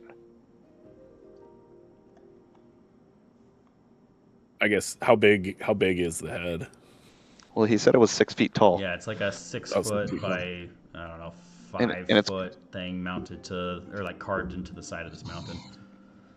So Oh, in my yeah. investigation, did I see that it looked like it was carved into the mountain as opposed to like moved there? Correct. This does look like Okay. the material is a more polished version of the stuff that lies underneath here, and so it is weathered at this point, but it still shows clear signs of like workmanship, having like carved this thing in. I think something more like Petra or something like that. Yeah, I don't think this thing is lost. I think it was put here on purpose. Maybe this is some kind of riddle? You do know, looking at that inscription, that you were only able to read one out of the 4 or the 6 lines there. So there's definitely more Right. information to be had. There's more here. I couldn't read it all. Hey, isn't there like a statue without a head over there?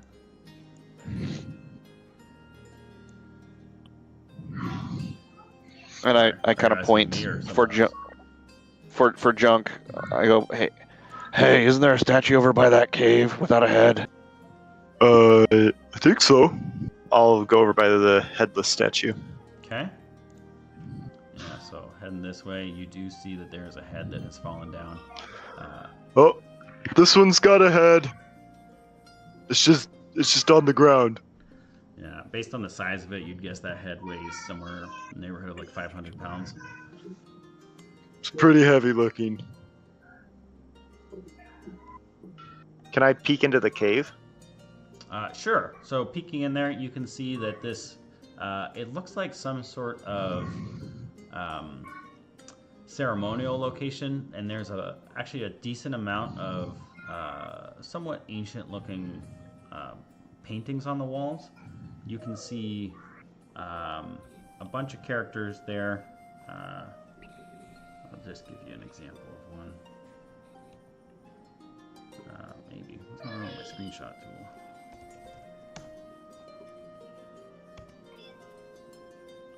Okay. Windows Shift S. Well, I use light shot because I like that much better than the snipping tool, but we will make do. Okay, so you see characters something like this on the wall in there, where it's primitive and looks like different scenes, maybe commemorating some sort of harvest or some kind of event that happened. You can see that there is one that has some kind of a, best description would be like some sort of illustration of some kind of obelisk, kind of rising up out of the sand, and some like coloring coming from that that's of like bluish purple hue. There's a cave over here. Looks like some kids got in it. They drew all over the walls.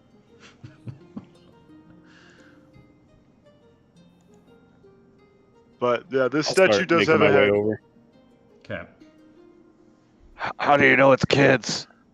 Because the drawings are pretty crappy. I've seen you draw. You don't draw very well either. Well, I mean, I think I could do better than this. But is it literally a guy taking a crap? Yeah, it just looks, like a little kid got a drew all over the walls in here. Is it just one chamber?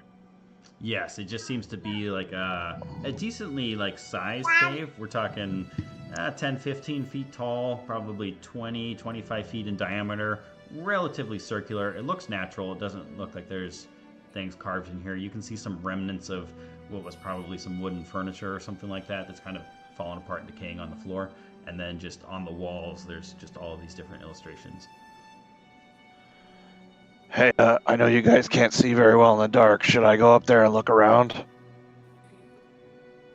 I can see pretty well in the dark. Okay. So I'll, I could take a closer look.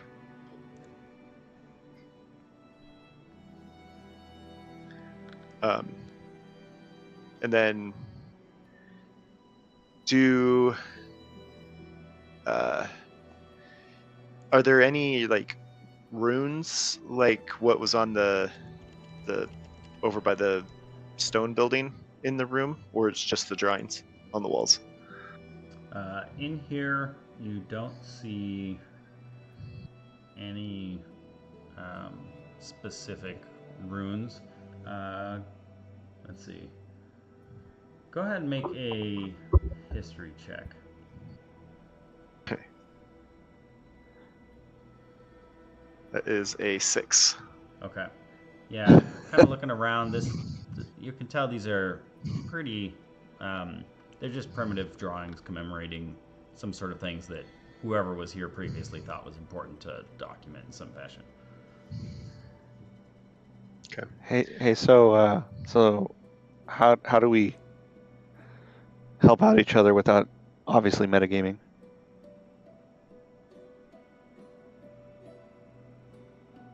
I mean, I'll say everything that's in there if you want to. I'll shout it out as I see stuff, but if you want to come over and do something, that's fine. Okay. I guess I'd walk in. Like, Maybe. I don't have dark vision, but I'm going to use my my elemental fire heart and produce a bright light in a 10-foot radius. Dim light for an additional 10 feet. So I'll shed some light on it and see if I recognize the anything from the carvings. Go ahead and you can make a history check as well. Okay, it's not great. So that's a 6. Yeah, you take your history lesson from Junk on this area. Yeah. I'm teaching you how to what this is all about. See, this is where the kids drew Yep. the Definitely family kids. here. Yeah. It's just some kids, you guys. Yeah, this is like the pre-paper version of your kids bringing home crap loads of their art projects. Yeah, they're just like some kids, but we could try to put the statue head back on the statue. Like, this statue's missing a head. Didn't you say I lost my head? Yeah, the runes on the big obelisk over there said I lost my head. There was more to it, but that was one part. So,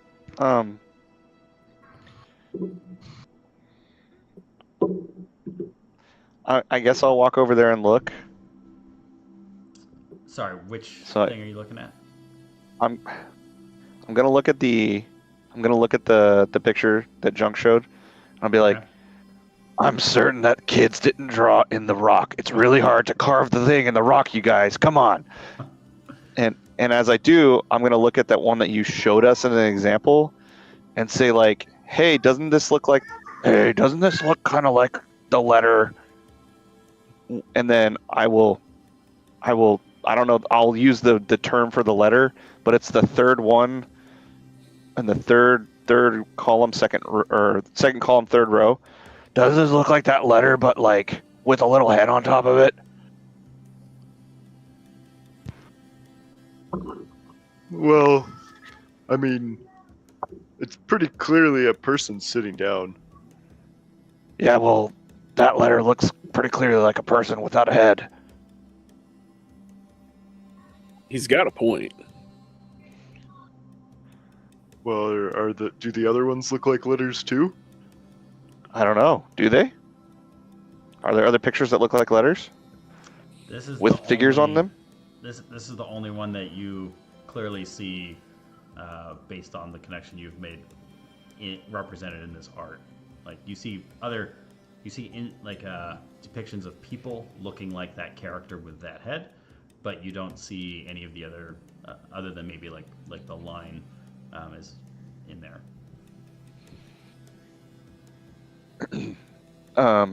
So I don't see anything that looks like an arrow with a head on top of it, or like like the one on the No. third I've got- row, last column.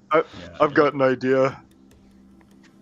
And Junk will grab some stones on the ground and climb up, and I'm gonna scratch the head off of the figure that's sitting there. He's trying to like deface the art. Yeah, well, it says I lost my head. I lost my head, so I'm gonna take off the character's head. Okay. All right. So you can start scratching out the head. Yeah. Yeah. Nothing clearly is happening other than Kermit's disapproving frown. You said there were more lines. What was wrong with the other lines? Could you not read them? Yeah, they were pretty weathered. The only one I could make enough out to make anything of was I lost my head. Well, now this has lost its head too. Well, I guess how hard would it be to, like, Chunk, you should stand on top of the statue without the head and see if it, like, moves or something.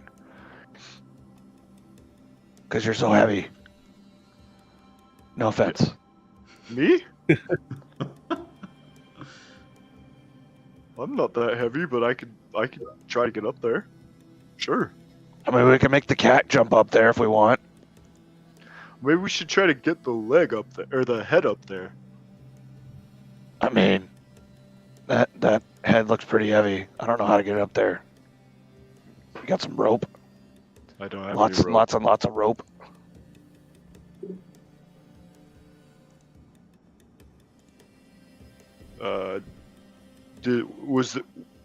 Was there anything interesting with the giant statue head on the side of the wall, the mountain or hill? Yeah, it looks like it wasn't part of the statue over here, if that's what you're asking. Yeah. Yeah, no, it's just a statue. And it looks like it was carved over there, so it wasn't like moved or anything. There might have been a plaque that like said what it was, but it also didn't really have. It wasn't there. It was like fell off. And I investigated enough to be able to know that if it had fallen off, I would have found it as well, because that would have been smart of me to do. Maybe if all of us like pick up the head, we can walk up the hill and then like lower it down on top of the statue. I mean, between all of us, we should be. I think we could probably pick it up between the four of us.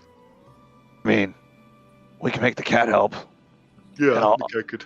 I'll watch and I'll use my bow to protect us. Yeah.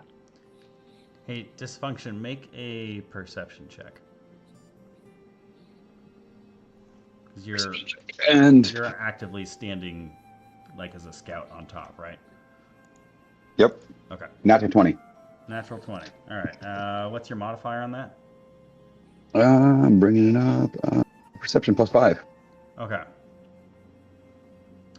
All right. So from your vantage, you can see for just like a split second, clear enough off into the distance as like the dust dies down a little bit. There must be some wind kicking up in the opposite direction for a second.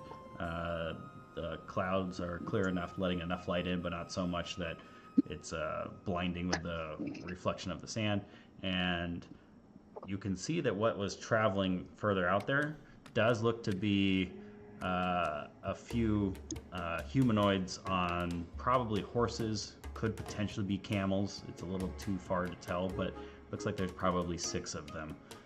They're not going straight towards you, but they are going at an angle, and they are closer now. So they're probably half a mile away or so. You don't know if they've seen you or not. It's clear that they're not just going straight towards you. So it's not like they're trying to get there in as fast a time as possible, but they are certainly closer than they were, and you can see what they are now. And we've probably left some tracks in the sand, right? You would, though, if someone's traveling that fast, it would be extremely unlikely that they can follow them, because it's just like loose sand. Maybe it's children coming to draw on the walls more. Now, is it the direction that we came from, or an alternate direction? If you... I would say, like, if you had been traveling, say, straight north to get here, they looked like they would have been coming from, like, 45 degrees difference or something, so they didn't start from Zephyr's Vale. They started from somewhere else, and they're going somewhat parallel to the location you are, but in a path that's going to take them closer to you if they stay straight, but not actually to you. Okay. So you see them, you can see what they are. You've been kind of keeping an eye out for anything that's potentially a threat. This is what you're noticing.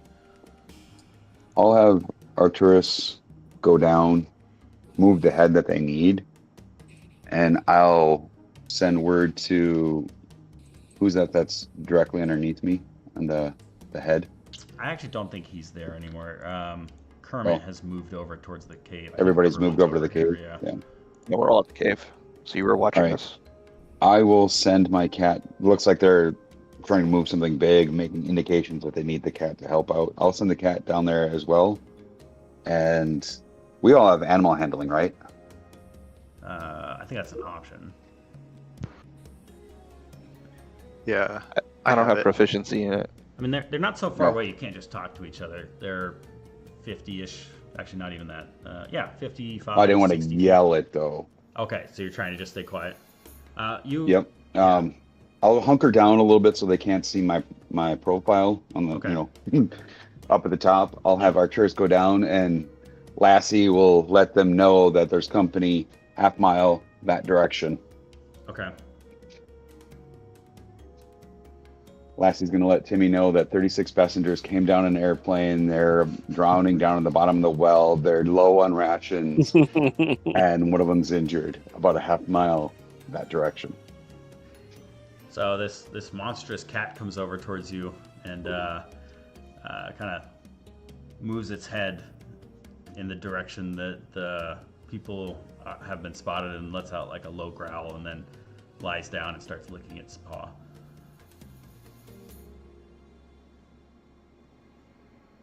I'll see if I can know what that interpret. means. I'll see if I can interpret. Can I see if I get an idea of what it's saying? Sure, go ahead and make an animal handling check. Okay. Modified 20. Okay. Yeah, you get the sense that there's some sort of potential threat over there, but the cat's not overly worried at the moment. I guess something might be coming, but it seems like it's not a big deal. And the cat will start moving the head. All right. Yeah, this thing's You said it's pretty 500 heavy. pounds? Yeah, about 500 pounds, but between the cat and the three of you... So the cat can carry 450 pounds. So pushing and shoving can go up to 900 pounds. You double that. So Yeah. it's not going to do it by itself, but it can do the pretty much heavy lifting I would and say help the you, It's a party. strong ass cat. you guys all He doesn't have thumbs though. Yeah, I mean, you all have rope and stuff. I mean, your best option might be to like lower it from the top. Yeah, we could tie it to the cat and then use have the it cat as like your we counterweight can of sorts. Yeah, I would say drag and push it up the hill. let's have everyone make maybe like athletics checks to see how well you're able to kind of maneuver this thing up onto the head. I got a 16. Okay. I got a nat 20. I Plus also 0 got a is nat 20. 20 with 0. All right.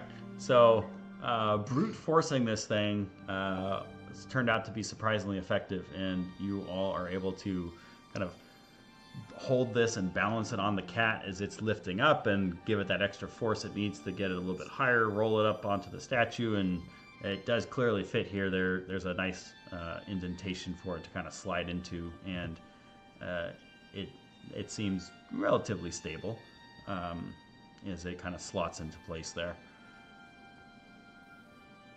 Nice, we got it. Good work, team. Did it do anything though?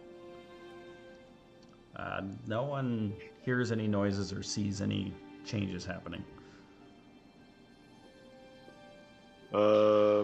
Maybe go look at the runes again. Maybe now they say something different. Can I go look at the runes? Sure. Go ahead and make. I can't remember. Could you speak one of those languages that uses Dwarvish? I could speak Gnomish. Okay. Go ahead and make an investigation check with advantage then. Okay. Investigation with advantage. 13. Damn it. Okay. Go That's ahead. what he rolled. Go ahead and roll a d6. Oh, okay. So there's 6 lines. Got it. Yeah. There we go. Okay. I got a 2. Okay. I will only hurt this much once, is what the second line says. I will only hurt this much once. So, like scanning down the lines, you can think of it written almost more like a poem. Like there's a first line that no one's been able to quite read yet. You read the second line. I will only hurt this much once. There's 2 more lines that were unreadable, and then there's a line that says I lost my head, and then there's another line. Can I like touch the one that has the I lost my head, that one that I think looks the same thing? Can I like touch it and see if something happens? Like that rune, yeah. Okay, sure. Like yeah. no one's like touched runes or anything, so do they like light up or anything? So when you touch that rune, it glows yellow pretty brightly, and then it fades and nothing happens. Okay. So I will only hurt this much once. If he touches all the runes, do they all light up? Do you take damage once? Do any of them? Well, so what does one look like for gnomes? You recognize. Well, I guess let's see. Let's have you make a intelligence check here. Just flat Just intelligence. Flat intelligence, yeah.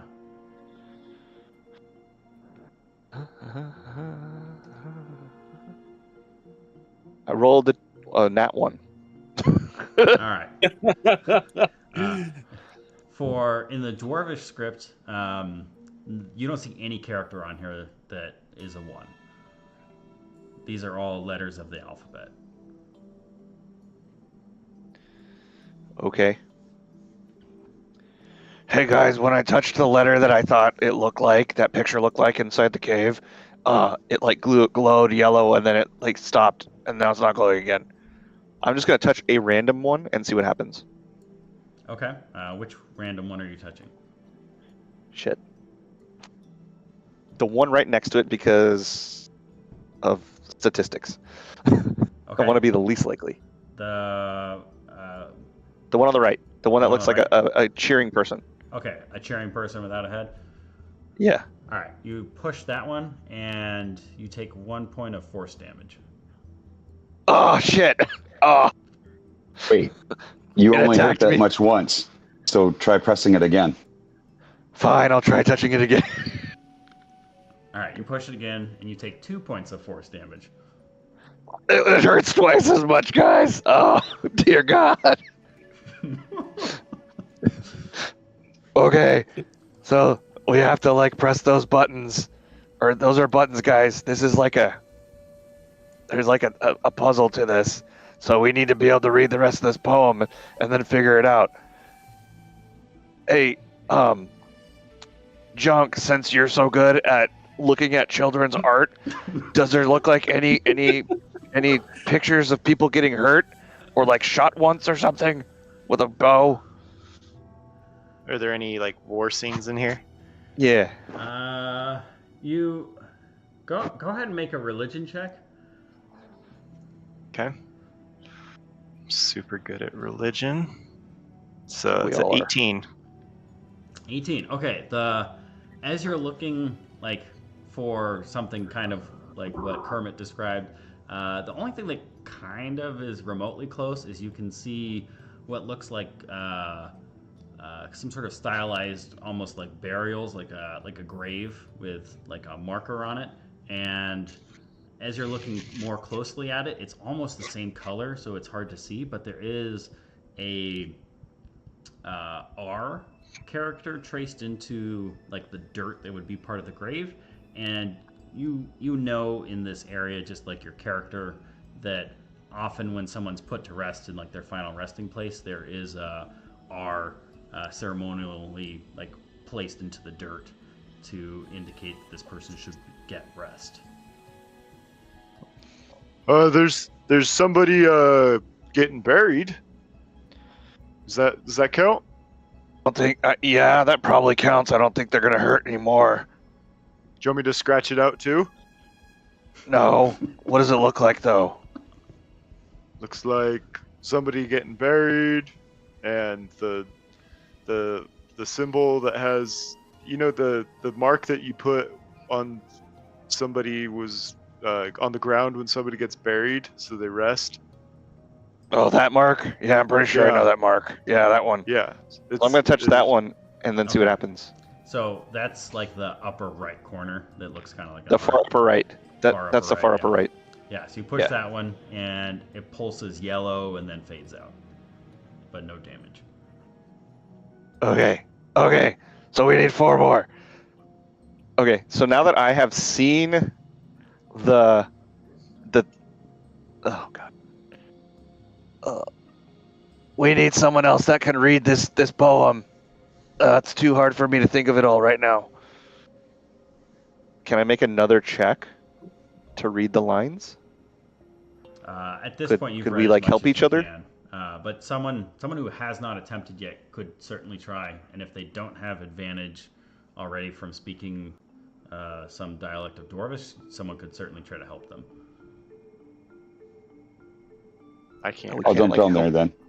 I'll jump Okay. down there then. You're gonna jump down there. All right, and then I can't remember. You could speak Primordial, right? So you already have advantage. Yep, correct. All right. Yeah, go ahead and make an investigation check with advantage. Holy fuck. Nope. A 2 and a 3. Okay. Oh my gosh. Wow. Investigation. That becomes a 4 or a 5. Yeah, you're not able to piece together any of the other lines here. It's a little too faded for you to make out, and you're just not as familiar with maybe what they might have been writing to kind of put it together. So Okay. how many Can I have how many my- have you successfully pushed? 2. 2. Two. Was it the There's- one that looked like the guy sitting down, and then the The R? one that looked like the guy sitting down with the head, without the head, and then the R. I have one more option. Yep. I'm going to have Arturus come over and try to see if Arturus can help us. Because my cat can understand the languages that I know, just can't speak it. Oh, that's fair. Yeah, yeah. If only you'd grab that trait to give him the skilled stuff. Go ahead. Hey. How's he gonna Holy tell you crap. what it does? All right, what'd you roll? 19 and a natural 20. Oh my gosh. Okay. What- But he gets no modifier because you don't have skilled, right? So it's just a 20. Yeah. All right. Go ahead and roll 3d6. Oh, wait. Proficiency bonus equals your Oh, but he's not proficient But in he's any not of those proficient. things. Yeah, you got to take that Yep. skilled one. All right. So go ahead and So- roll 3d6. Roll 3. Fucking hell. And then I need to know let's see. individually what the numbers were. Yep. Just to indicate which one is a 3. Yep. 2, 4, and 5. Okay. We got 2, 4, 2 and more. No. 5. Okay. We got 1 new out of that. Okay, go ahead and just choose 2 of the ones you didn't get then, because yeah. So just choose 2 of the lines you didn't get. Which ones did we not get yet? You 2, haven't 1. gotten 1. You haven't gotten 3. You just got 4, and you haven't gotten 6. All right, let's do 1 and 3 then. Okay, so now you know 1, 2, 3, 4, and 5. Okay. So what's 1 and 3? Sorry, something is wrong with my screenshotting. Wait. Okay. I just didn't want.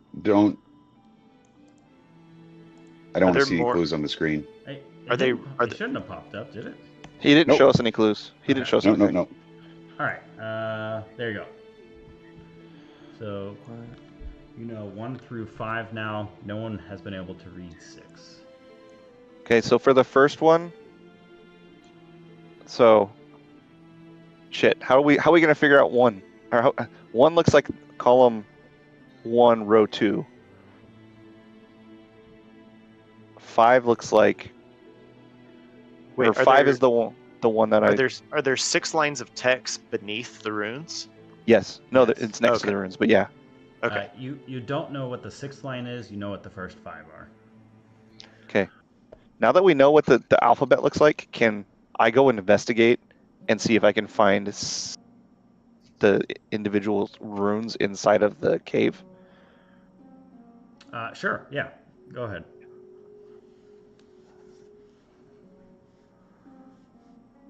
One looks like an X. X marks the spot. Yeah, but how did the cat tell us? I rolled a Oh yeah. freaking 4. How God. how did does the cat tell us? how does the cat tell us what these things say? The cat can tell dysfunction, and dysfunction can tell you. Yes. They can Oh, they mentally can speak to telepathically each other. communicate. Okay, cool. And since he's got an intelligence of 10, he can read. Oh, my audio is soft. Why is mine soft? Am I on mute? No, mine. No, I heard Can you. you guys not hear me? Am He's I talking on- quiet? I can hear you. I can hear everybody. We can hear you great. Huh. Well, that's If weird. he's talking on YouTube, it's soft. Yeah. Oh. Although your guys' audio is all good, so why is mine soft? It's just that deep, sultry voice. All right. Well, I can turn my mic up a little. No, I can't. Sorry. Am I hard to hear? Is that what you're trying to say? No. No. Elric Oh, said okay. my audio is quite soft and sometimes hard to hear. Okay, things common 3. I will only hurt this much once, so it's the R. So number 2 is the R, and number 5 is the weird C. Why seeketh what lies within? Is it a so just clarifying with the bond, it doesn't say that they can communicate telepathically. It says the ranger can mentally command it to take an action, but that should be in it the doesn't say that updated they can one. talk with each other. I think. Did you send out of like a version 3? Or... I just sent out He a did a version bond of update. the bond. Here, I'll just pull it up right now. Okay.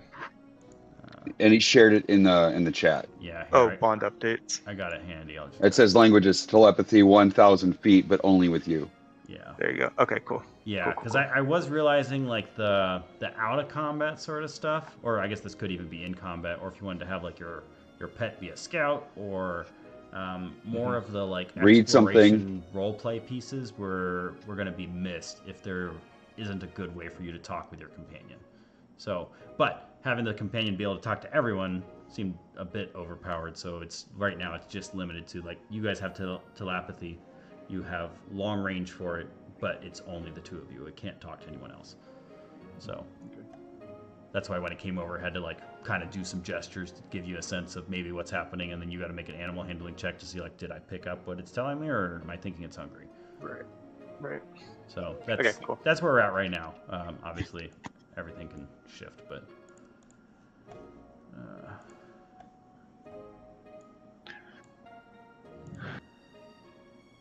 Okay.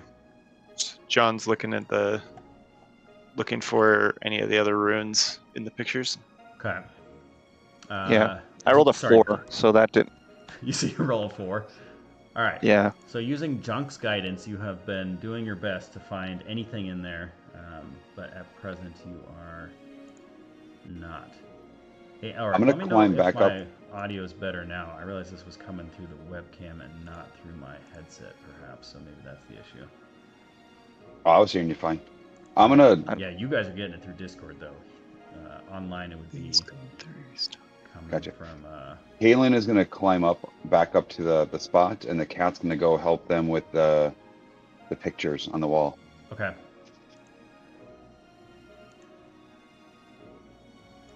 All right. Let's see. So, Cat's going back up on the spot. Kalen is helping with the pictures on the wall. Okay. Oh, Nope. you're going. Kalen's up there. Oh, Kalen's up here. Cat is helping. Yep.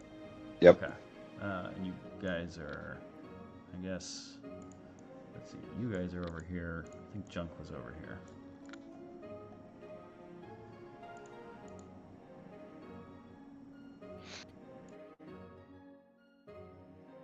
Okay. I think this is working. Are there any pictures that are 3 that repeat themselves?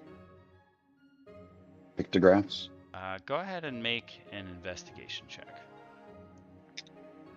Advantage or no? Hey, Eric, let me know if the audio is better now. I switched over to picking up out of the headset rather than the webcam. I think that might be an improvement. Sorry, say that one more time. Advantage or no? Did you speak? You doesn't spoke primordial. Go ahead and roll with advantage. 18 or 13? 18. Okay. 18. Yeah, as you're looking for characters in here, the only one that you don't see anything that looks like repeating of 3s. You do see this one.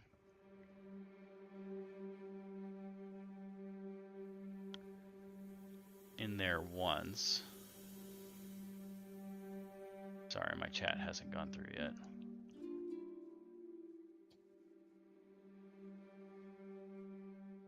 Thinking about it. Okay. There. You do see that character used in there once. And I think somebody said that was the X that marks the spot. No, I think that would be the second one, right? No, maybe not. Which one did he touch? The second. What was the second marking that we touched that turned yellow? The R? Yeah, you touched the one in the column 1, row 5. Or sorry, inverse that. Okay. Row 1, column 5. Yep. row 1, column 5 would be number 2. I assumed the thing that looks like the X would be number 1, Yeah, that's what I was thinking too. and then the one that looks like that Y would be number 3. That looks like a Y. Or I mean, Whatever- a cheering whatever the- person. Searching. I lost my head. We did that one. Okay. Wait, that's not the X. If you look at row 2, column 1, that's the X that marks the spot. Row 2, column 1. Yeah, that's what I said. Because it looks No, like but the one that he just put in chat. is the third one. Oh, okay. Sorry, I didn't totally follow. Did you need me to? No, Brendan, I'm gonna say, can you nudge us along a little bit? Because either the time limit is not being fast enough, or we're just gonna keep failing the rolls and not get the 6th line. Yeah. So I either mean, we start bashing buttons with our hands and just getting shocked all the thing, or, and I guess we could do that. Poke with a stick, maybe. Yeah, just brute force it. I've got good berries. God. Have Alright, the touch the cat X. have the cat brute force it. No, the cat is intelligent enough to know not to touch that. The cat's Well, you probably can- smarter than all of us. Well, what if we use like a stick? Cat. Sure, try sticking them. So what if I touch the X with a stick? if you touch the X with a stick, nothing seems to happen. Son of a bitch. Okay, I'm gonna Just- touch yeah, the thing with my finger. And The when X you're with my saying finger. the X, is that row 2, column Row 1? 2, column 1. All right, you push that one with your finger, and it glows blue and stays glowing. Okay, so then row 2. Okay, then row 1, column 5. Touch that next. All right, now they all turn yellow and go out. Oh, you gotta push them in order. Wait, row 2, Oh, that column 5? Row Row 1, one, column 5. I Yeah. thought Row you one, said column row 5. 1, column 5. Did you say row 1, Yep, column? yep. Okay. Yep. Yeah, the R. Okay, yeah, that's what I thought. And then the body. So that's not the right one. It glowed yellow and went out. You didn't get shocked from Okay, it. so touch the X again. Touch the X again. Okay, so I touch the X. It glows blue. Okay, now touch, what is it, row 3, number 2, the body one. That was yellow before. Row 3, column 2. The Yeah, C. the one that lost its head. Yeah, the C. So either number 2. Oh gosh. The first one is correct because it's blue and it stayed Right. glowing. But So X but is either, first. so we know that R looking one is correct. It's just not number 2. So now I'm confused if Hit the body The, and see if that order. stays blue. the order is represented by when we found out that the R was in it. I'm confused if that R actually is one of the in order. So Is it- it's not. yeah. I'm going to go and hit the body then. What's is the C, right? So it's probably Yep. going to go yellow and it's going to probably reset. Is Sorry, my guess. You try it. Dysfunction. Is Kaylin down there with them or up Yep, on the I'm going to hill? go down there. Okay, so you're We're going down to here. try to crush this real quick because we got 20 minutes left. Okay, so you're pushing. Sorry, which one are you pushing? The- X is glowing. Row C, column 2. Or row 3, column 2. Row 3. Okay, so you're pushing the like C kind Body. of character. All right, so Yep, you push that that one. It glows yellow and then it dissipates. And Right. then So they're not in order. uh, So you gave us the R looking thing, but it's not the right order. So we have to somehow find the clues to give us the correct letters, and then we have to put them in order. Sure. The right all right, order. I'm I now need going to hit everyone to roll row 2, initiative. column 4. Oh. Can I hit this one real quick before we do the initiative? Row 2, column 4? Absolutely. Okay, row 2, column 4. You Yep, it's the symbol that you just gave us. that's the first thing that's being pushed. That's the second thing. Nope. Okay, so you're That's the pushing the second. X, then you're pushing that one. Yep. Okay, that one glows yellow and then shuts. The whole thing turns down. Okay. And as you're pushing that, there is a bogey jumping from the top of this structure here down onto you, and it is going to attack Kermit. And let's see, that's going to be a hit for... I have 15 AC now, just in case that. Yeah, I rolled a changed it. 19. I was assuming that would still hit. Yeah. I didn't know if you. But yeah, good point. I will need to know that in a second. So you're going to take... let's see, we need one more of those. You will take 10 damage. Some of it's force damage if that matters, but I don't think so. Right now. Well, I'm like really hurt. Okay. Ouch. And then this thing attempts to climb back up the tower here. So all three of you that are right next to each other will get an opportunity attack as it leaves your grasp. Someone's over here. I don't know where the fourth person is. Yeah, Junk's over at the cave. Okay, so you're here, and you are here, kind of crowding around there. Okay. All right. So the three of you, if you'd like, can make an opportunity attack. Did we have a rest before we came out here? Yes. You Yeah, guys. It yeah. took 3 days to get here or so, so you've fully rested. Oh, okay. Okay. I'm gonna do a grapple. Can you grapple? I don't think you can't. I don't think You can't can grapple opportunity as an attack grapple. opportunity, can you? No, you can't. I thought. Can you opportunity attack with the bow? Yeah, you can. No, you can't opportunity attack grapple. It I thought has to be on your turn. I thought it has to be like a melee weapon. You can replace one of your attacks on your turn with a grapple.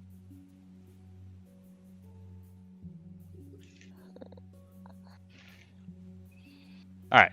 Someone look that up. I'm going to run through the other 2 attacks. You cannot use a standard grapple as an opportunity attack. All right, we're moving on. Okay. Okay. So you can absolutely shoot a bow, but you have disadvantage on that attack. So I'll attack with my short sword. Okay. I hit a 9. 9 to hit. Mhm. Okay. Oh, 9 I misses. probably don't hit. What cost All right, 25? I'm going to attack with my rapier, which is a 18 to hit. 18 does hit. Sorry, what did you say, Kaylin? I missed it. Armor cost 25. I rolled a 19 That plus hits. 6. And then and Woody, yours hits as well. What's the damage you 2 are dealing? Is this an aberration? This is an aberration, actually. Okay. Sweet. So my damage then is 9 damage. Okay. And then this And next what one. about you, 4, Kaylin? 3, 6, 9. 9 points. Also 9. Okay.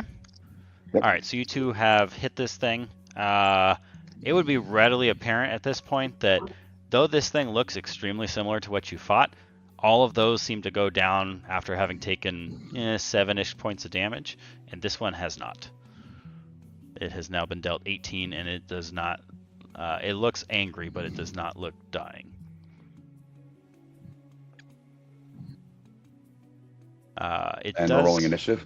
Yeah, everyone roll initiative at this point. It does climb out of range as it moves. Well, maybe not out of range is the wrong term, but it does climb back up the stonework, and as it's climbing, all of a sudden it just like vanishes from sight as it kind of rounds this corner and gets into a position where you just lose track of it.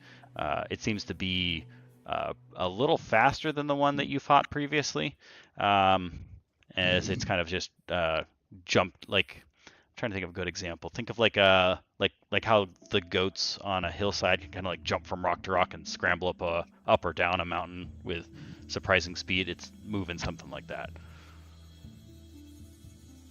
Okay.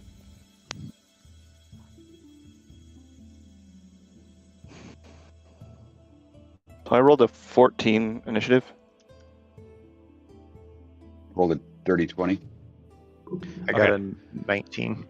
Sorry, Kermit, did you say 13 or 14? 14. Okay, 14. Kaylin, I think you said 20. Dirty 20, yep. Okay. Junk, what did you say? 19.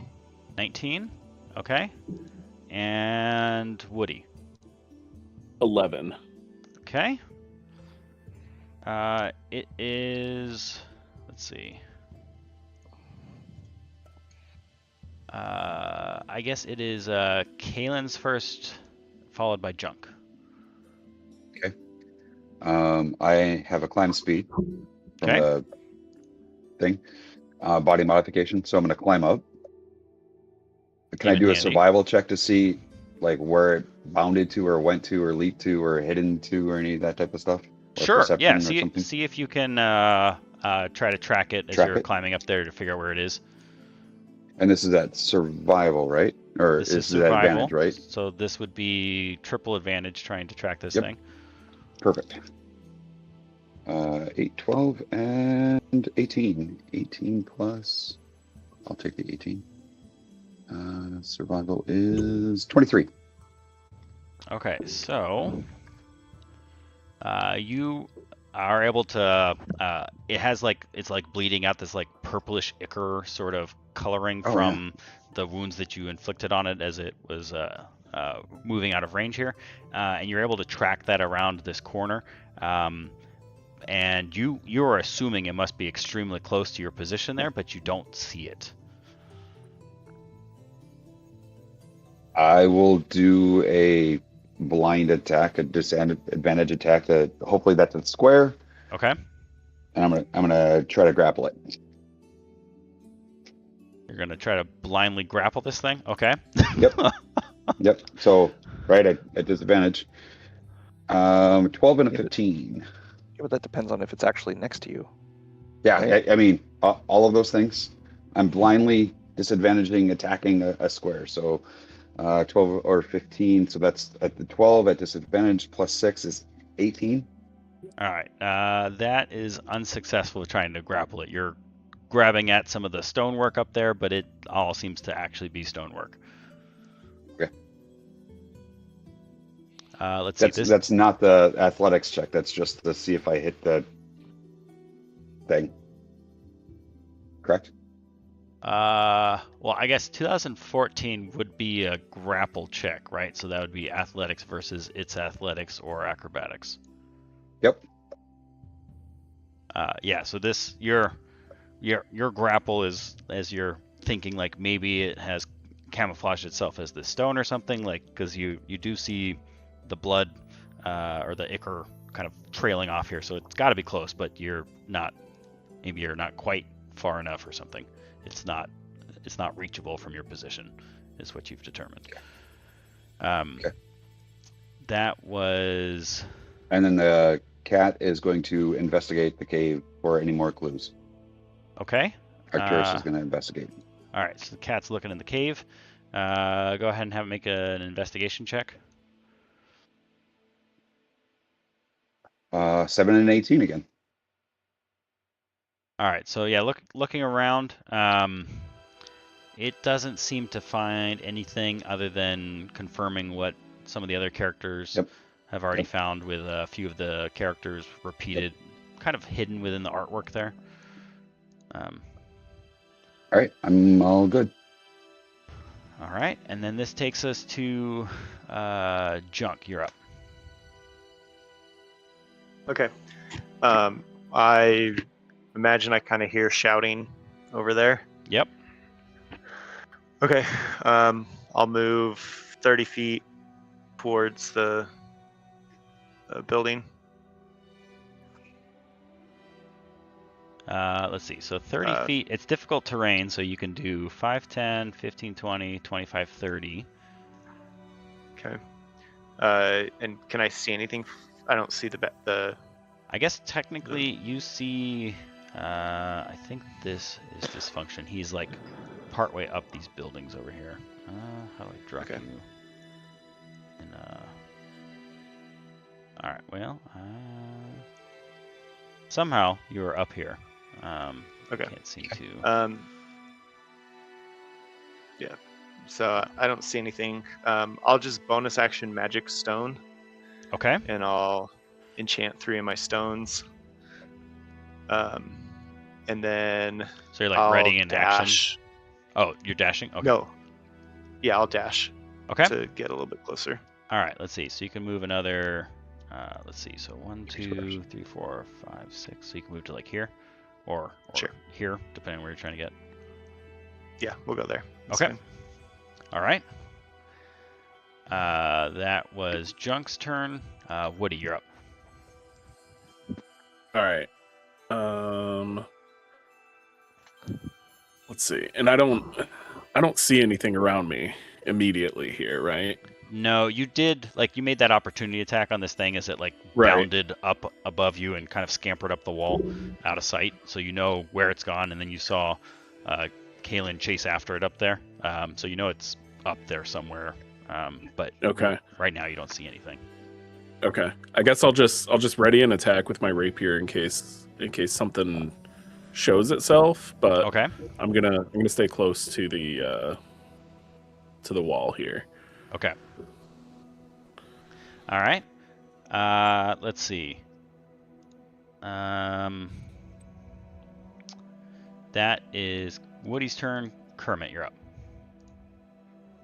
When we saw it scurry up, or which way did it go? Did it go It went up and to the from where right. we are? So if So you're to the yeah, so it would have been kind of curving around the right side of that okay. structure. Then I guess heading up the dunes wouldn't help my vantage point with my bow. Is that a correct statement? Judging by the layout of structure this here, field. yeah, you're thinking it's maybe not directly opposite of you, but it's somewhere on the other side of this, where it's harder to see. I'm gonna move close. I'm gonna move towards the other side of the building thing, Okay. and then I'm going to shoot in kind of near where dysfunction is at disadvantage to see if I can hit it. Okay, yeah, so you're kind of curving around the sides so that you can see dysfunction where he's kind of scrambled up to, and I guess all this is kind of happening in real time, so you see him like trying to like grab parts of the stone, trying to see if he can figure out where this thing went since the acres kind of stopped here. As you move around that Yes. side, go ahead and shoot with disadvantage. Okie dokie. It's better than nothing. I guess I could have held it until he pops open, but YOLO. Okay. I rolled a nat 1, but I still got a 9, which is really funny to me. Okay. It was an 18 and a 1. All right, so Kaylin, as you're searching, all of a sudden this arrow pierces right in between your legs against the stone and pings off, catches you by surprise, but you are unharmed as this arrow slams into the stonework right next to you. Hey, I'm grappling here. Sorry. And then... Yeah, wait, hold on. When you miss with a weapon attack, you can use your reaction to immediately make another weapon attack against the same target.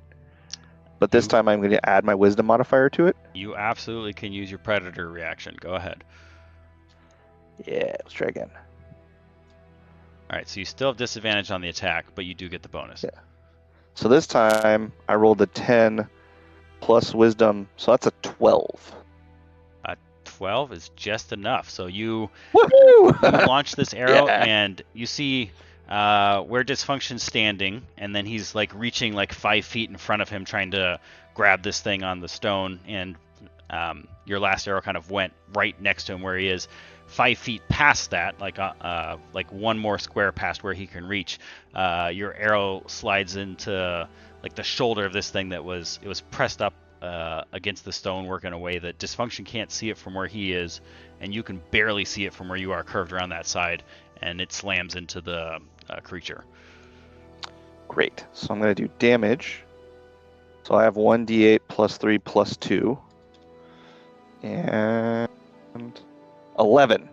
All right, 11 damage. Okay. This thing Get him is still looking Payback for him angry. attacking. And it seems to be getting more so. It is its turn. It is going to just jump straight down onto you and try to bite you. Whee! I'm dead, guys! All right. That's going to be... Actually, I guess it doesn't have advantage anymore because you know where it is. Wait a second, can I get the attack of opportunity? It's... you are in one space. You're 10 feet away, it sounds then like. there's 5 feet next to you. That's this next space, and it is the space after that. So you can't reach it unless you have reach with whatever you're trying to. But wouldn't it need to come back around the corner to jump on him? No. I mean, this is like a So curved thing, so it's it just did it all without. Okay, perfect. yeah, it's just gonna jump straight down to what's his name? Kermit. Yeah. Right now, I'm absolutely picturing Gollum jumping on top of Frodo. Yeah. Probably not entirely what it looks like. Something like that. Oh, that's Oh my big. God! That's real big. All right, here he is. It's definitely not Gollum. All right. He's so big I can't even turn him into space. That's funny. Is he really that big? No, he's small. I was gonna grab a token. I was like, oh, this will be fun, but there we go. Okay. So this creature jumps down, bites you, but I don't think that's gonna hit. What'd you say your AC is? 15.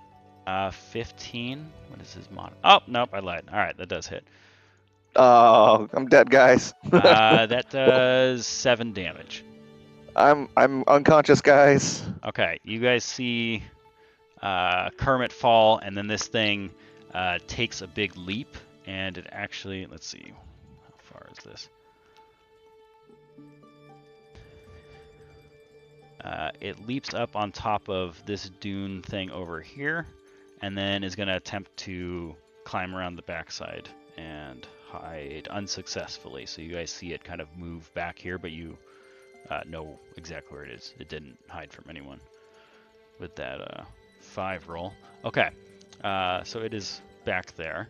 That takes us back to the top with Kalen. You're up.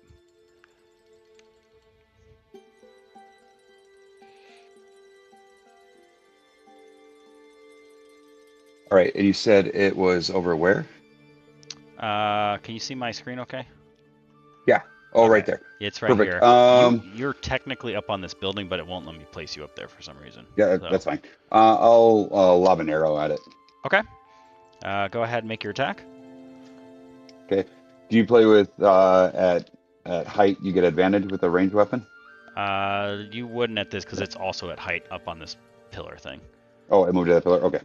Yeah. That is a 17 plus 6, 23. 23 hits. Go ahead and roll damage. And then you were also aberrations for your aberration. prey. Is that right?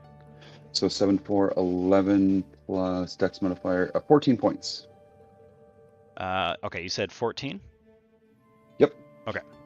Roll a 7, roll a 4 on the D4, and then plus 3. Okay. All right. This thing looks like it's starting to hurt a bit, though it is still up and angry. I believe it's your cat's turn unless you've got anything else. Yep, I'm gonna, if it's, I know you said it's not that big, but I'm still gonna get the cat and come over here, so have it do a dash to get over here. It's got a movement of, what is it, 30? Yep, 30, so 60 at half movement, so it's 30 feet. Okay. 6 squares, Let's sorry. see. 1, 2, 3, 4, 5, 6. Okay. All right, so it's dashed over. Let's see. That is the cat's turn. Junk, you're up. Okay. Can I get over to Kermit from here? Let's see. He would have gone over here. You can move towards him, but you're still a ways off. So you could go. Let's see. Okay, so before you move 3 me to squares. my leg lets me double my jump distance. Okay. Can I use that in a way to help me clear a little more space? What's your than strength score? 10. Okay, so standing jump would normally be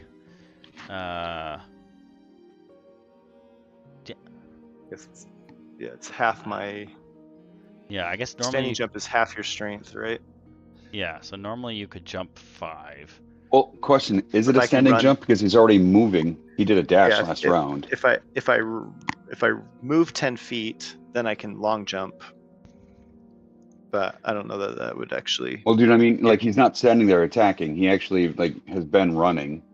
Yeah, but it's on the turn, right? Because you're Fair also enough. when Okay. you're jumping, Yeah. you're using your movement speed as well. So I Right. don't think you could use the movement from last turn to increase your jump distance this turn. Yeah. But if I move 10 feet, then I can long jump, I guess, an additional 10 feet. Let's see. I think that sounds right. Because So you've moved at least Is- 10 feet before the jump, then you can cover a distance equal to your strength. But to move, although you'd run out of movement speed, because don't you have That's what- to?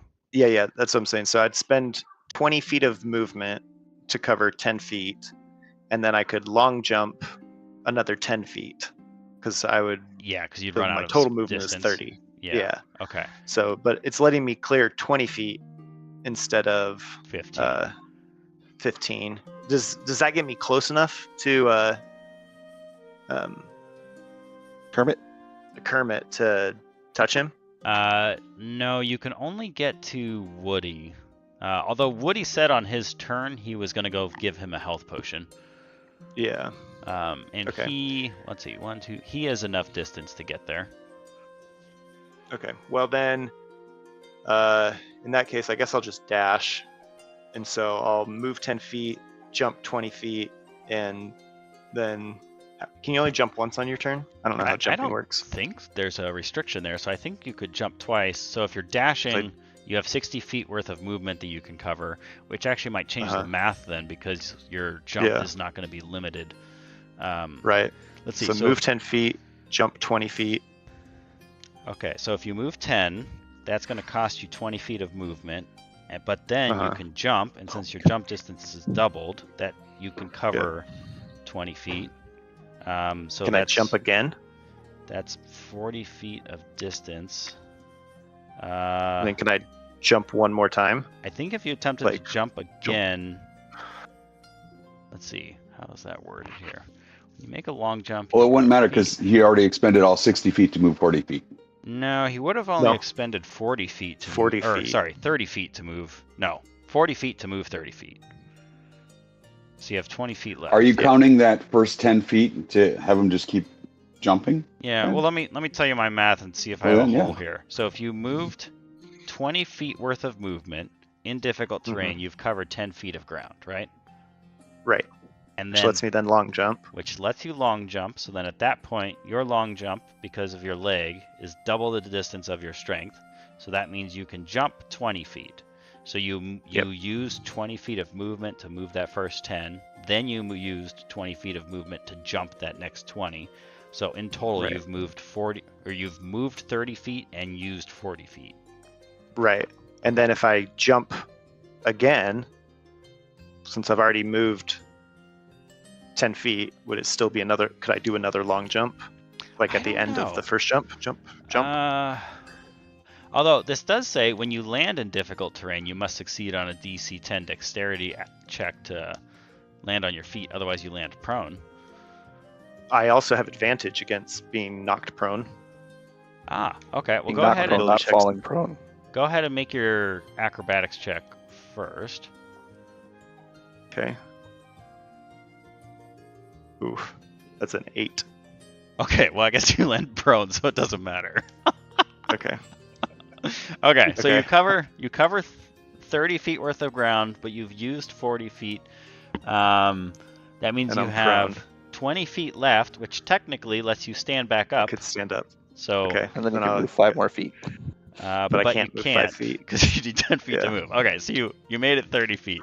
So I think you did exactly the same as if it had just been difficult terrain, right? Yeah, if I would have landed upright. Yeah, if you would have landed. Wait, no, you would have 10 more feet left, so you can move 5 feet. No, it costs 15 feet to stand up. But it costs 15 feet to stand back up, right? Oh, I thought it costs half your movement remaining. That's my fault. No, it's not movement remaining. It's half your total movement. Yeah. Half your total movement. Okay, that's my bad. So if you have like 60 feet of movement, it costs you 30 feet of it to stand up. Understood. Which is kind of a weird mechanic, but yeah. It is a weird mechanic, but it's like the faster you are, the harder it is. Technically, you could stand up and then jump the other 5 feet. You guys just did complex algebra to figure out movement, and you think that the half of your total movement to stand up is complicated? Yeah, I guess. Yeah. Let's Oh, I could see. jump the other 5 Wait, feet, you right? can Yeah, jump the I other think 5 you're feet. right. So you could, because if you stood up, you got 5 feet left, and then I'll standing jump, Jump it. one you more. Yeah, because Yeah. a standing jump for you is half your Is strength. 10 feet. But wait, But half, your half my strength- strength doubled. Yeah, but yours is then doubled. Yeah, so it's 10. is it a standing jump? Because you just got done moving this turn. I just stood up, But yeah, he was. so I think my prone. momentum's lost. Yeah. I don't think Okay, standing up. Okay, from so now prone we're not is- counting the movement that he did this round? Okay, never mind. Doesn't matter. Well, we counted it No, for the no. first jump, and then he landed prone, so then he had to stand up from that. So I don't think you could count that as then a. Yeah. Moving. I wouldn't, Yeah. Well, you have to move I 10 wouldn't- feet immediately before the jump, and what he did immediately before the jump was stand up. yeah. But Okay, so I'll if you get, do I'll this get the little jump, you 5 foot do need hop. to make another athletic or acrobatics Oh, check yeah. to see if you fall prone. Oh yeah, man. I'll do it. Okay. Acrobatics check. Here we go. All Let's right. go, baby.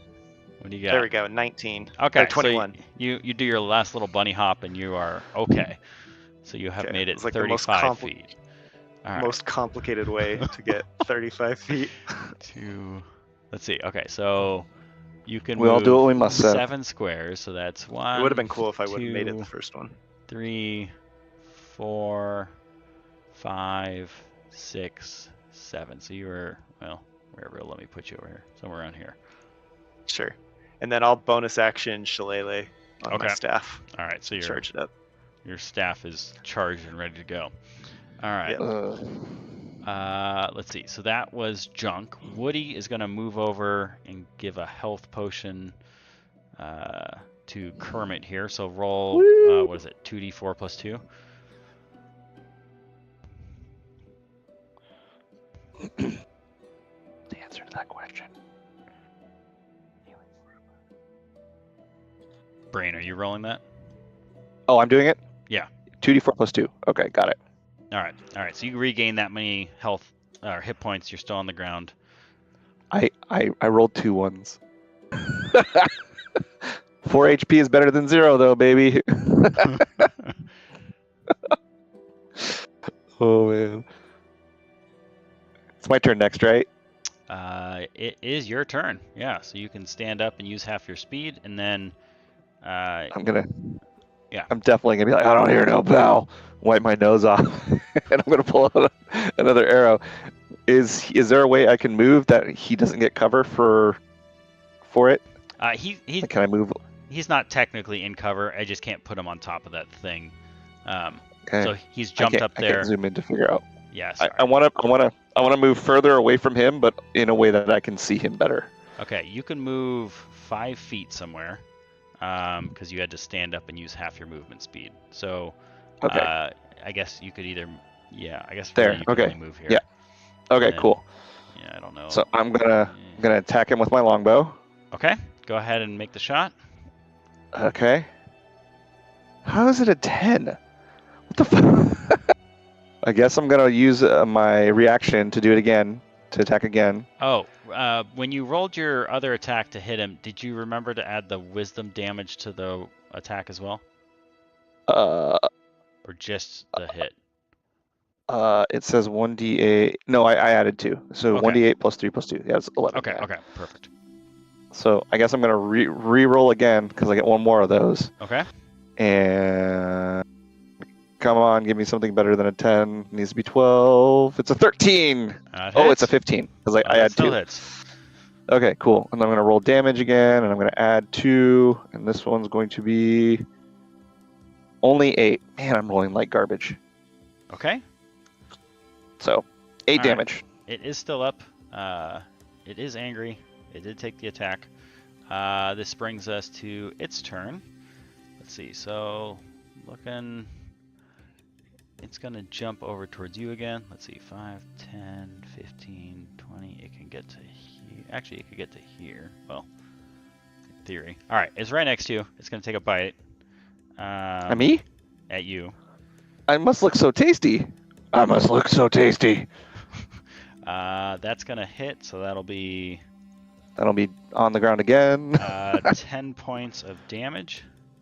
Yeah, I'm on the ground again. And then you guys see it jump up back onto this building here because it's trying to scurry into some position to hide. They would get their attack of opportunity, right? Yeah, because you put him right in the middle of everyone. It's small, so the only one who would get it is actually, I guess technically, I didn't even see this guy here. Those two would get it. So Wang So or Wang Woody and you. Woody and well, not me. But Oh yeah, him. you're down. Okay, so Dysfunction. Woody gets one, and it jumps up onto the building, and then is going to try to get into position to hide. Which. Woody has a rapier. Okay. Yeah. Go ahead. Someone just roll a d20 for me. Got it.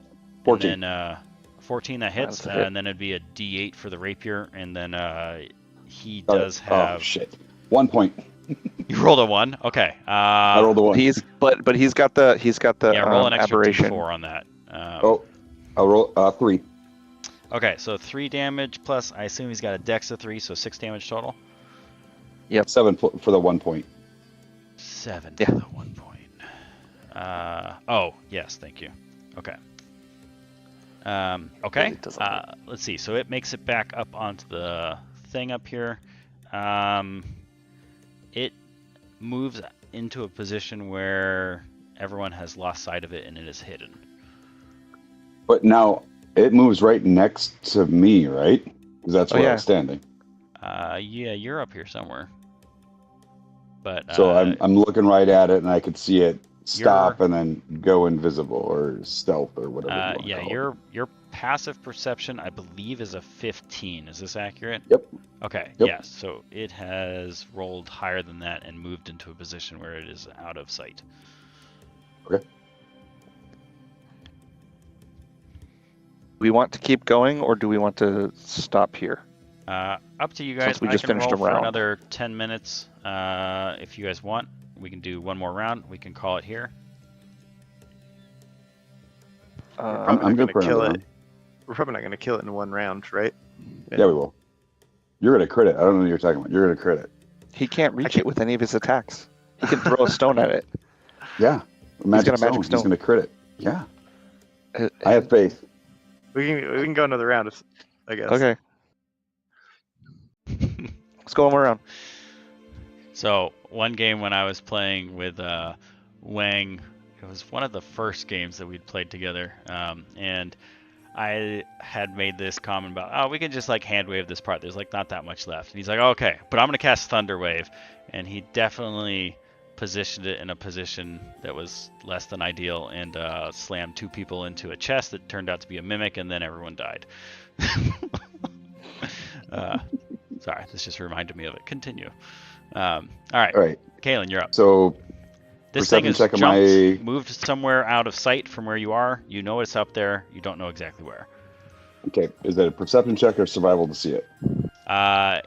Well, I guess you can try to track where it might be with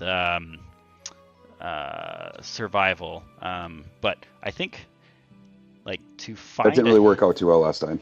Yeah, I That'll was gonna take say your to find a action, too. hidden creature though, it's gonna like take your action if you're trying to like search for it. You can always just make like an attack on where you think it Yep. might I'm be, gonna attack where I think it is. with like the disadvantage. 14 and a 15, so plus That's a hit. 6. Yeah, that'll There's hit. 20. And then you have aberrations as your prey for today, right? Yep. Okay, so do. yeah, go ahead and add 8 that. and 3, so 11 plus Jeez. 3 more, 14. Nice roll. Just blindly shooting his bow and doing. Solid damage. Yeah. Okay. So you hit it, and then you're like as you kind of reposition and aiming where you think it might be in some of the shadow on this side of the building. You strike true, and you hear this like screech as it like pierces its side, and it seems to just like lose the ability to hold on, and it kind of tumbles down off this thing and smashes onto the ground down below. It's twitching, but it does seem down. All right. You were I'd right. say It is dead. You were right. Good job, Dysfunction. okay. I thought we were gonna crit. I thought it actually had more hit points than that though. Yeah, it only had Is it dead? how much did it have left? You overkilled it by 6, so Oh, yeah, it had Damn. 66. okay. Actually, here, I'll just drop this in the chat. So this was the thing. This is like the next tier of the bogey. So in the first one, you guys fought, I think it was 5 of the 1/8 ones, and now you guys are level 2, and you fought off 1 CR3 one. Yeah. So He really didn't like me. Yeah, Let's it see. attempts to use like its standing leap capability to try to just get out of the range of everyone and then try to go hide, since it has that nimble escape and can hide as a bonus. And then it's slightly faster than everyone with that move speed of 35, which makes it easier for it to stay protected. All right, I need someone, whoever would like to, or if you'd like to, if you want to loot this thing, to make an Arcana check. One person. How about our warden? Yeah, let's try the warden. You want me to do an Arcana check? All right. Yeah, Okay. Yeah, I'm great at these. All right, go ahead and roll. gonna be probably better than us. I got a modified 1. Damn A it. modified one. I could have rolled that. What does I that could've even rolled it mean? for you. All right. So you see, Junk. It means I rolled a 2. You are checking out this creature down there, and you're just kind of like smashing it with your shillelagh. Yeah. It's like I can't seem to poking find around. anything of value. It's just goop. It's mostly just goop at this point. I'm also still down. Oh, That's you're down. true. We're not to your turn yet, though. Oh. Hey, you need to Stuff. bleed on your own turn. Yeah, On Bleed my on your turn, own time. on my turn, I could good bury him. yeah, that's fine. Go ahead and Brain, you're back up with 1 HP. Woo! What did I miss? Oh, look, he's on the ground too. I'm gonna like kick some sand on it. Looks That would like be we what- got him.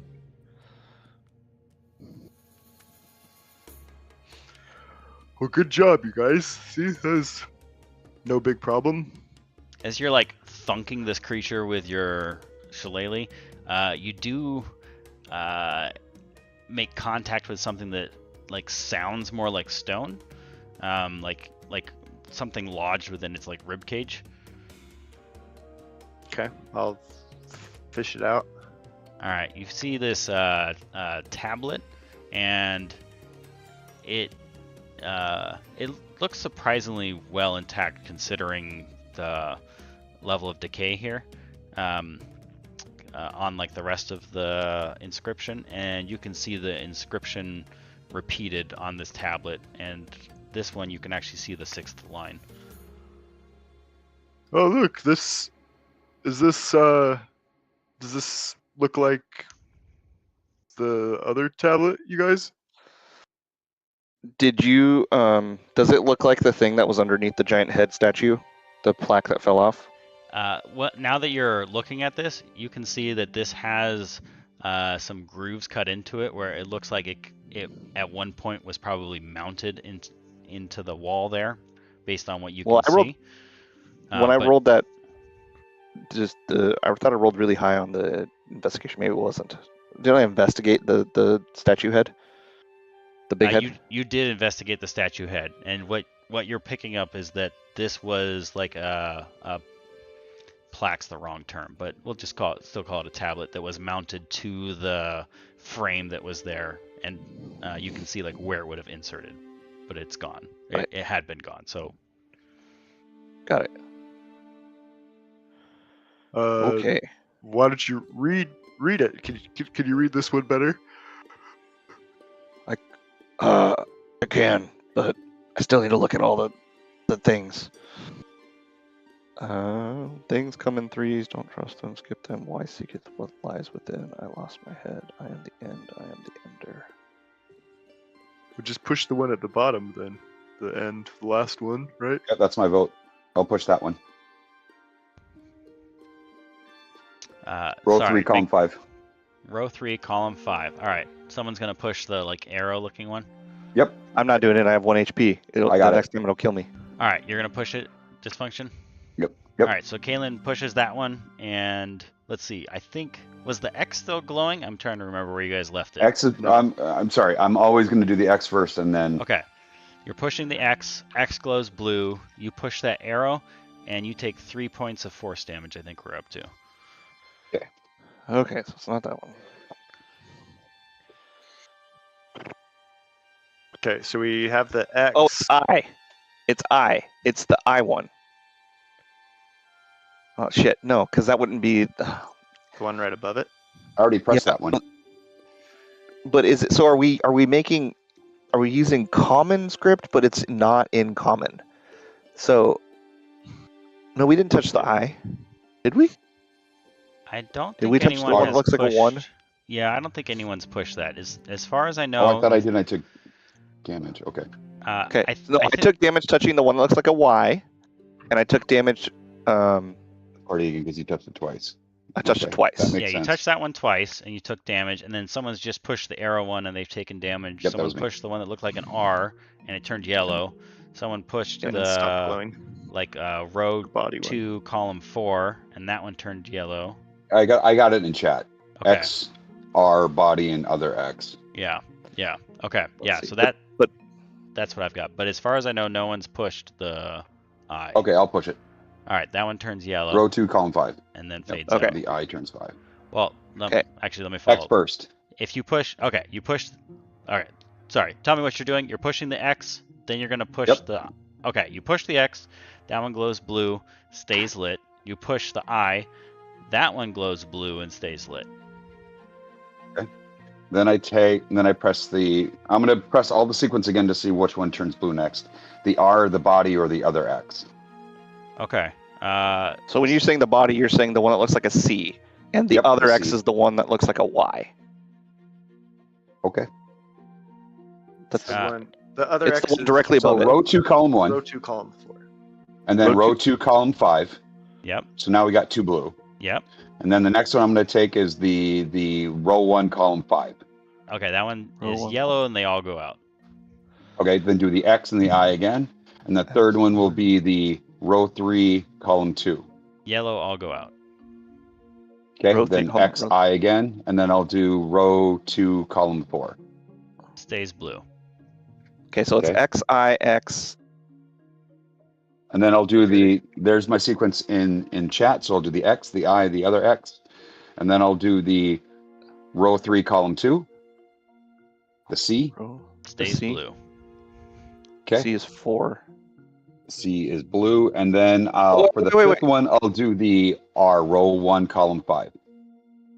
And with that, they all stay blue. And then you see the grid sort of magically stretch and change into an archway. And you can see inside of this building. Even So- though we didn't hit the 6th one. We didn't hit the 6th one, did we? No, there's only 1, 2, 3, 4, 5. X, I, X, There C, are R. 6. Well, what's I that? thought we had 6 though. What's the third clue say? Things come in 3. Things come in 3, don't them. trust them. Skip them. Oh, so the third one.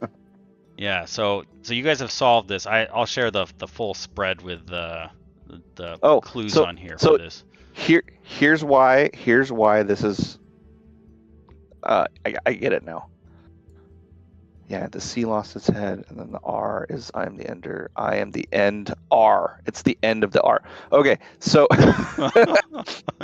so I think the reason why this is it was so challenging is because you said it was a foreign script, but then all of the clues, the answers to the clues are in English.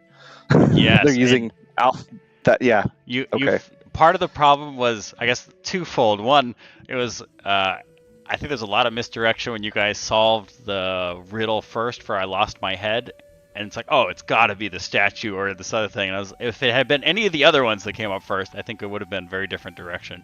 And then the second thing was you did do a check to see, like a straight intelligence check to see if you'd recognize like that the riddle is using a foreign script, but assuming people are like only speaking common, to get the sense of like where the X would be. It's not necessarily the X in Dwarvish, but what looks like an X.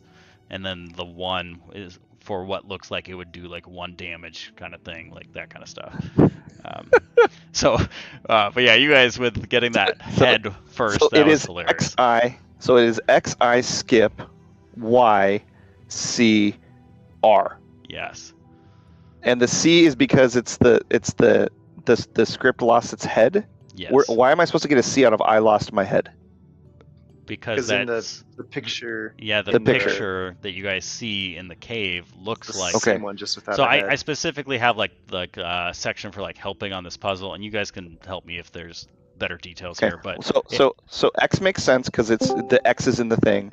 I Yep. makes sense because it's the I, right? Yep. The third one is we skip it. yep. So The all fourth all one of is the lines. it's a Y.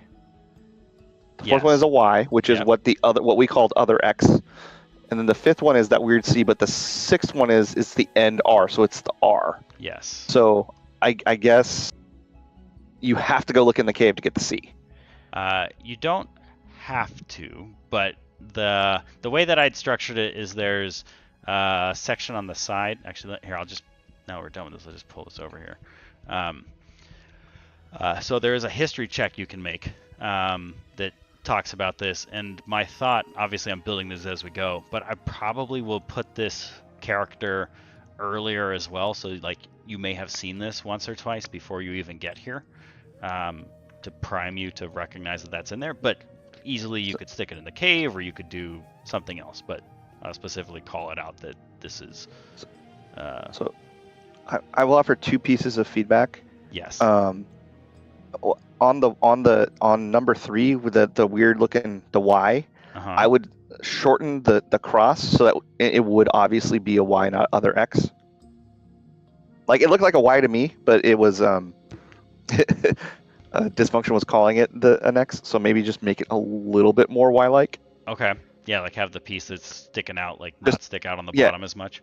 Not stick out as much. Yeah, Okay. make it looks like a Y to me, but again, it would be confusing. It might be confusing to other people. So Well, that's the first suggestion that okay. I'd have.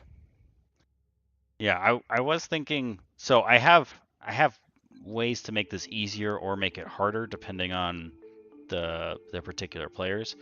So I did do both with you guys. I made it harder with you having lost health and then getting ambushed by that thing rather than either doing one or the other.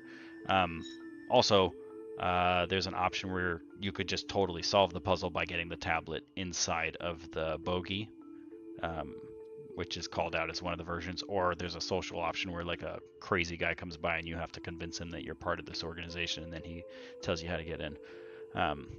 But I also did the one where it glows yellow, because my thought was even if that does look kind of like the X and you're not sure if it is the X or not, if you push it and it's not, but it is the character in the puzzle, then it'll still glow and then give you a clue that it will be there. Because that way, that first clue could potentially help you find 2 of the answers for the riddle, even if you incorrectly were guessing where it goes in the riddle.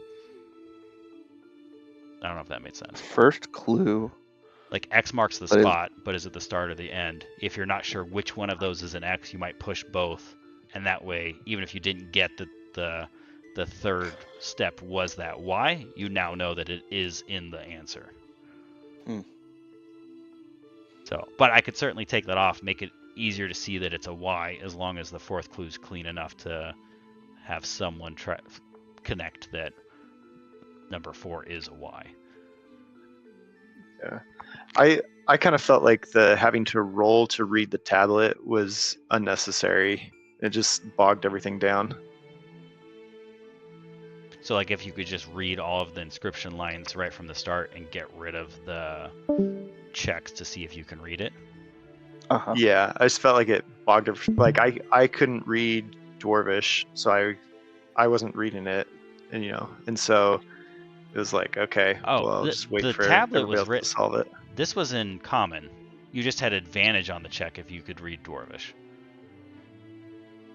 Oh, okay. I thought that everything might not was, have I made thought that it was clear all enough. written in Dwarvish. You didn't make that clear. So that's why I never tried to read it, because I was like, I can't Oh, read okay. Dwarvish. I thought you were just playing that your character can't read.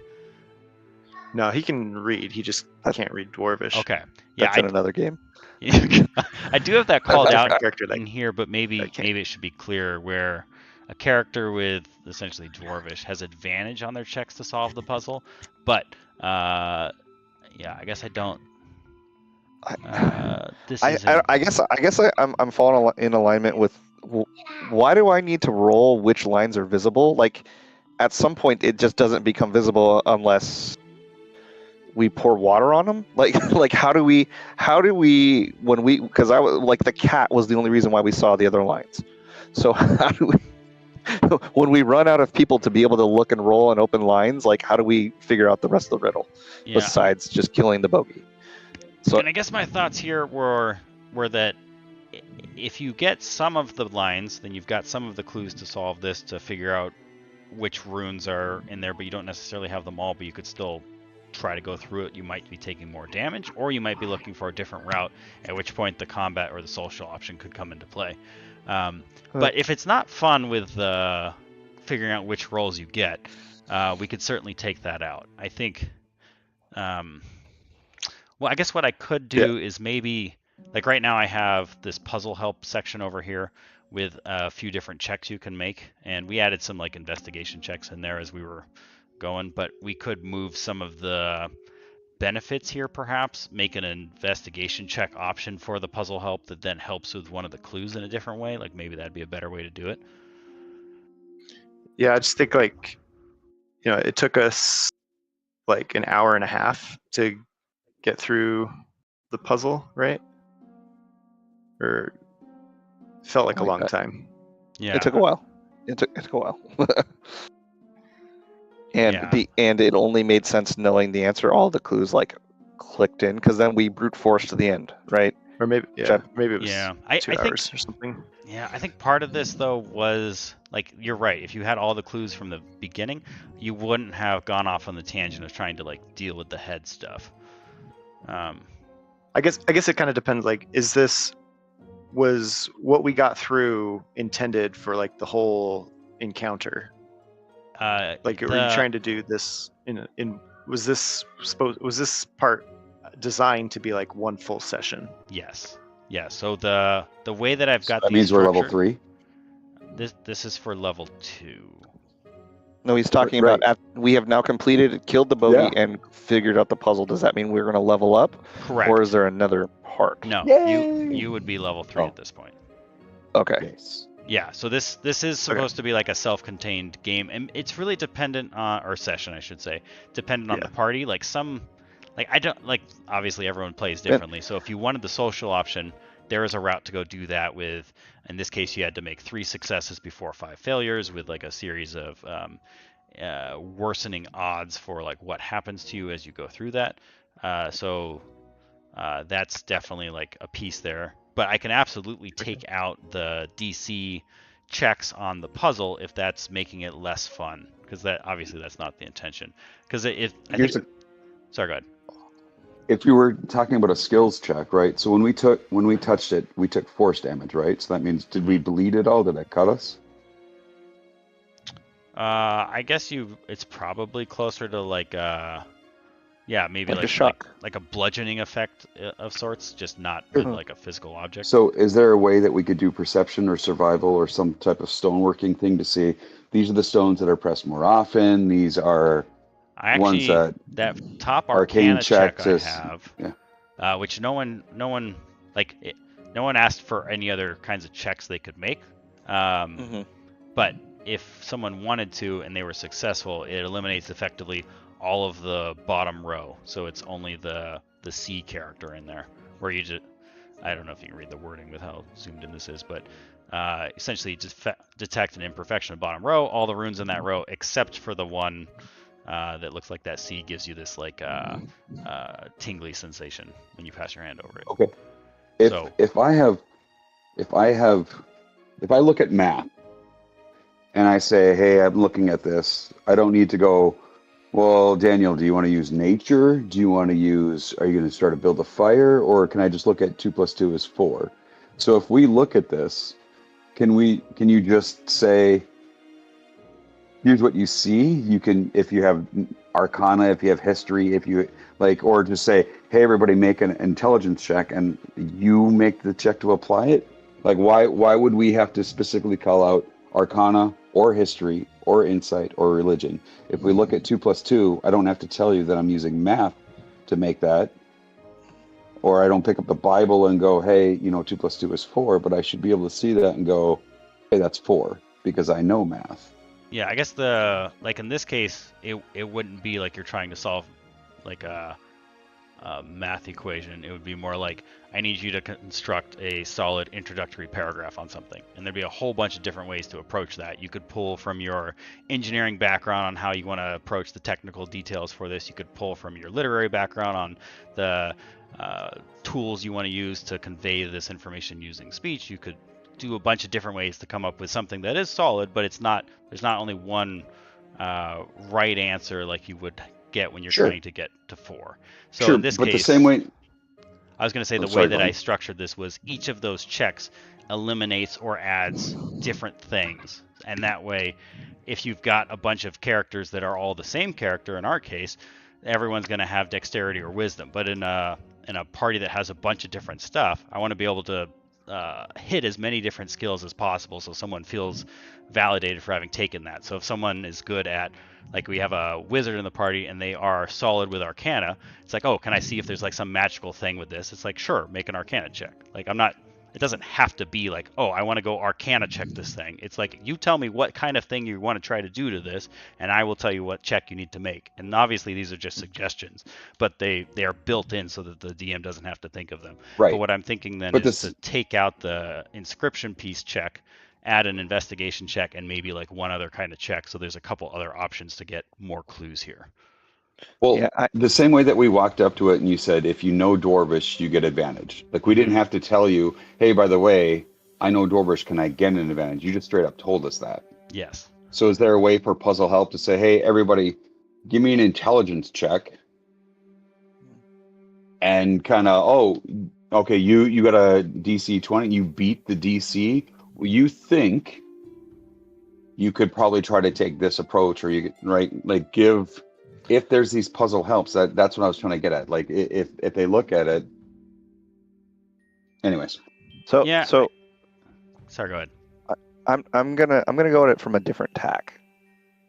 The lines of the table and the rows, all of that's fine, but you want to make something longer. Like, basically, you want to make a little bit longer, and so to make it longer is, I don't think rolling to get the lines makes sense. Like, characteristically, unless like they like illuminated and they got brighter and you could read them, because like if I see a plate that's hard to read, it's like always going to be a plate. It's just I read it better the first time, not the second time, or the second time, not the first time. So that doesn't make sense. And that part was the part that like, and those, I think those DCs, if you want to leave that there, the DCs need to be lowered. Like, I think like an 8 should give you 1 row. And then like go 8, 10, and then if you roll a 20 or above, you get to read all the rows. Yeah, I mean, I guess I'm more inclined to just get rid of it at this point. But I'm trying to figure out a way to make it longer. So what if Why do you want to make it longer? Yeah, because it was like 2 hours long for us to get through it. Yeah, no, I'm talking about. So it took us a long time because we couldn't figure out how to read the damn table. Yeah. So if the table is readable at the beginning, then I guess it shortens it up. But he said he wanted to make this whole thing a full encounter. So does that mean we need to add some complexity somewhere else? I don't think you... Well, I guess let me tell you what my recommendations would be in that scenario, and you tell me if that's enough or we need more. So my thought here was, like, on that encounter modification recommendations, I didn't know how fast you guys were going to solve this. So if you're coming into this and we get rid of the... variability on whether you can read them or not, and you just always can read them, and maybe that cuts out half an hour on being able to solve it, and you get through it, then one of the options I had in there was those dudes that Dysfunction saw out in the distance close in with you, and after you fought this bogey, then you have like a bandit encounter. And you guys are... that makes more sense. I like that better. Yeah, but because like the variability is so high, I don't want that to be part of the base, because there's almost a guarantee you won't get through like 2 encounters plus a puzzle unless something happens really fast, or you have long sessions. So being able to go either direction, where maybe you only have this encounter, or you have this encounter and you guys are stuck, and then you kick off the social option to have this like man wandering out of the desert that is like kind of crazy, and you guys are able to convince him to help you get this thing open. Like those... Okay. You could play one of these just by itself. Maybe you only do the combat option. You don't, like, your party doesn't care about this other kind of stuff, and then you want to pull in the bandits, or you only want to do the exploration, or you only want to do the social. Like, you could go any of those directions. Okay. Yeah, I think that makes sense. Yeah, get rid of the table then, or get rid of the rolling for the table. Yeah. It would be interesting to add in something about like if you put the head on top of the statue, then something will occur in the cave or something, or like something about think- the head, the giant head sculpture in the wall. If like you investigate it and you found like a little lever, like you'd open it up and you can find something in it. Yeah, so like I guess what I could do is instead of if I take out this chunk here in the center with the DCs and needing to roll for the inscription, that gives me some more space, and I could on the puzzle help we could have not only checks but you could have like locations as well. So like if you maybe investigation is like multiple different places on the map. So if you had investigated the head, you could find this clue, and if you investigated the cave, you find that clue, and if you investigated something else, you find some other clue. Oh, I like that one. It's rewarding. I think it is okay. Exploration. Yeah, and I think it is okay to have dead ends too. Like we spent some time lifting the statue's head up, nothing happened. Yeah. Like that's totally fine to have. Not everything has to give you a clue, but Well, they don't have to give a clue, but they could like there'd be a reward for doing it cleverly. yeah. Like you could add that in the blue box at the end. Like I don't know. I think like us figuring out that the cat could pull the whole thing up was kind of funny, and we like rolled really high. And I don't know. And it would have been funny to like have like when you did that, a door opened up somewhere, or like there. I'm thinking Legends of the Hidden Temple at this point, but just rewarding that sort of creativity in an encounter where you're talking about the exploration option. I think for me the thing that just bogged us down was we had like 3 people attempt to read it and we got like 2 lines out of it or something. Yep.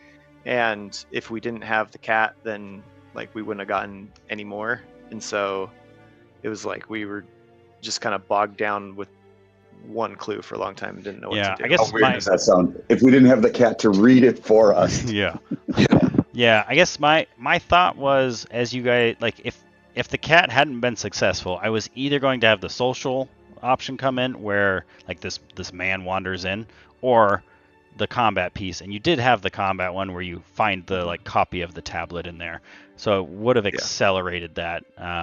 Because trying to thread that line of I want to make sure you guys have the opportunity to try to solve it if you want to, but if you don't, obviously, and it's not fun, then we should shift forward and grab the combat piece or the social to give you that answer in a different route. Yeah. So, but I think you're right. I'll take out the checks to read this. So like this inscription's always readable, and then you can work on it. Because another advantage to doing it that way would be if you had the previous encounter end here.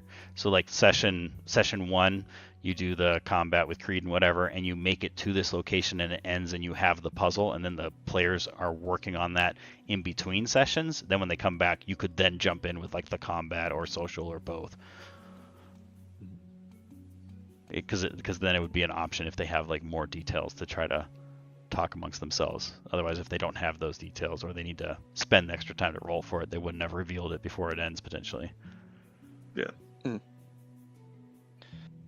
Yeah. Okay. Also, one thing to note on here too. Yeah. So like it's an investigation check, it was investigation check for reading the tablet, and then the puzzle helps. You have an Arcana check, a History check, and a Religion check, which are all intelligence as well. Yep. So it's like 4 different int-based aids here. Mm-hmm. It's like a really intelligence-heavy puzzle, and for some parties, that's fine. You have a wizard. But like our party, like I don't know about you guys, I dumped intelligence as my dump stat, and so I found out I actually have a +1 on my intelligence, so my intelligence was better than yours, so I probably should. Yeah. But yeah. So like whenever my character is like I'm unlikely to be able to help with any of these things realistically. Like I can try, but it's a -1. Yeah, I mean, and so part of this is compounded because you guys are all playing like the same base Rangers. class. But yeah, I guess. But you could change 1 to a perception. You could change 1 to a perception. You could change a 1 to a. Well, I guess there's no dexterity based one. Yeah, I mean there is an insight one in there. We could try some sleight of hand thing maybe to maneuver something. I'll think about it. Yeah, you could do like a sleight Actually, of hand. you could do a dexterity one. If you climb up the mountain, or if you parkour up and get a higher advantage point, you can see that there's the runes come together and they do this whole like Indiana Jones thing where here's a different perspective. Yeah, or like you sleight of hand, like you're feeling along the runes. Yeah, I like or that one too. you can identify like a couple of them seem like they're pressure plated or something like that. I feel like that would still I love fall that under one. either perception or investigation, but maybe like the sleight of hand thing I would think of is you already know it's a pressure plate and you're trying to switch out the bag of sand.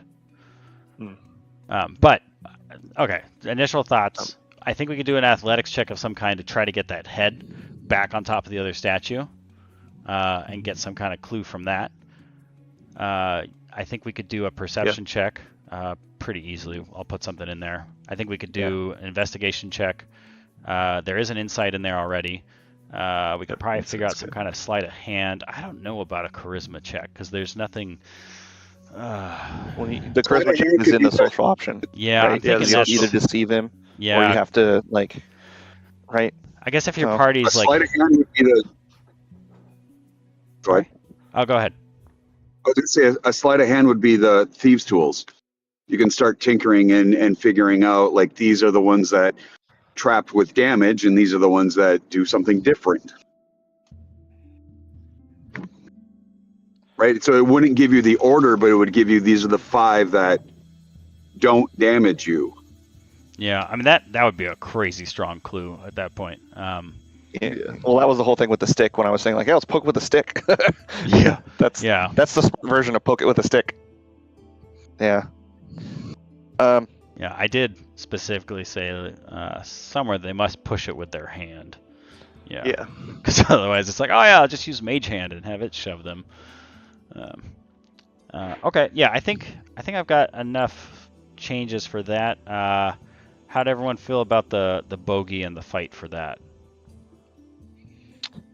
Besides being picked on, he was fine. Yeah. Tell me how it went, guys. Thanks for showing up and giving us a good berry at the end. Yeah, no problem. Just getting over. Yeah, like the positioning for me was unfortunate with the difficult terrain. It's like, all right, I couldn't really do anything for the whole encounter. I just spent the entire time running across the map, and so that part of it was unfortunate that I didn't really get to do anything. But it seemed like you guys took care of it fine. He seemed appropriately leveled. Like I didn't find him to be super powerful. I mean, it would have taken him 3 hits to kill me, which seems about right. Maybe. Yeah, That's I think probably on the low side. Yeah, because he's gonna on average do 9-ish damage per attack, and he likely will have advantage on those attacks if he can hide successfully. Because for most of, I don't think anyone had above 15 for passive perception. So as long as he could roll a 12 or higher, he could hide if he could get out of sight. And since he's got more movement speed, Here's a question. Yeah. If he can now, and I understand about passive perception, but if I'm in combat and I say, all right, Brendan, I'm just going to take a hide action, and I roll a 2, or if I roll a whatever, right? He's taking the bonus action to hide. Isn't that a contested roll? Shouldn't that be contested?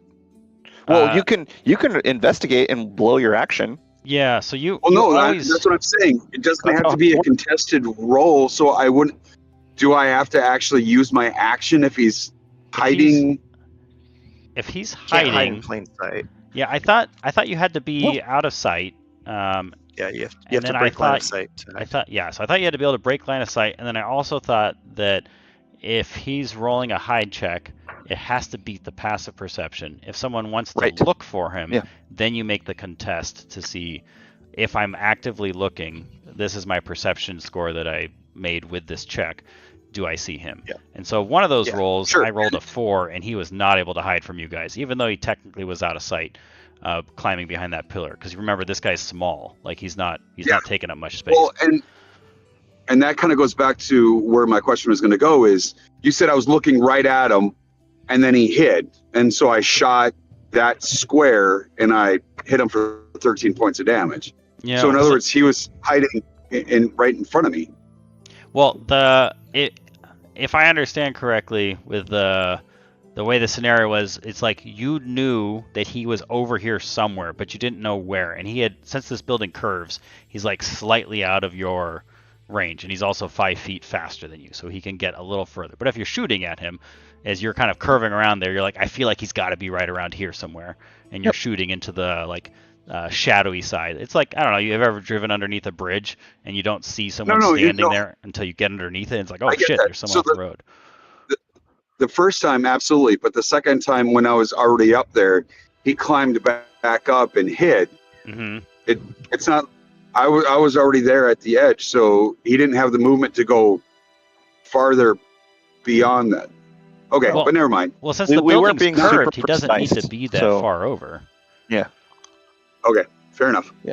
I'm gonna Yeah, move on. if it was a flat wall, I totally hear you. Where like if he's jumped up onto that wall, he can't really get out of sight of you. Yeah. But if the wall is curved, I mean it's a small enough building that Yeah, it's not going to feel That's flat. answer enough.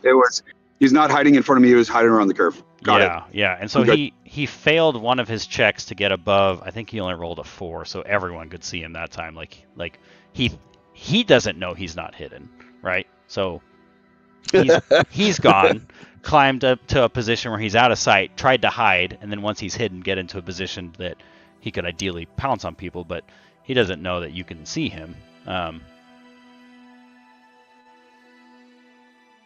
Yeah, he's not a super intelligent creature. I mean, obviously, like one of like a more intelligent humanoid would recognize. Oh, I probably didn't hide that effectively when I kicked over this trash can while trying to hide. But yeah. So yeah, I think honestly, Anyways, I thought it was a good encounter. I Okay. thought it was adequately challenging. Yeah, what I expected you guys to do, which you didn't, was like all move towards the center and just ready like ranged attack. So when it jumps, you guys just are piercing it with arrows or something.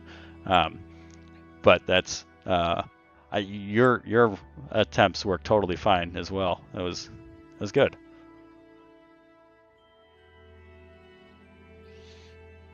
All right, I'll make changes to this thing. I'll share it. If anyone has any feedback on it with the updates in there, let me know. Otherwise, yeah, I really appreciate doing the playtesting with everyone, and I thought we had some good stuff. It seems like the bond things are kicking off.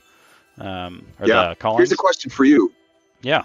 Do you think, knowing the class, creating class, right? Do you think we should have used our class abilities differently? Were you expecting us, besides that ready to action pincushion him, were you expecting us to use class abilities differently? I guess I wasn't sure what Serb was going to do since you had access to spells. So you didn't spend any spell slots, but obviously you don't have to.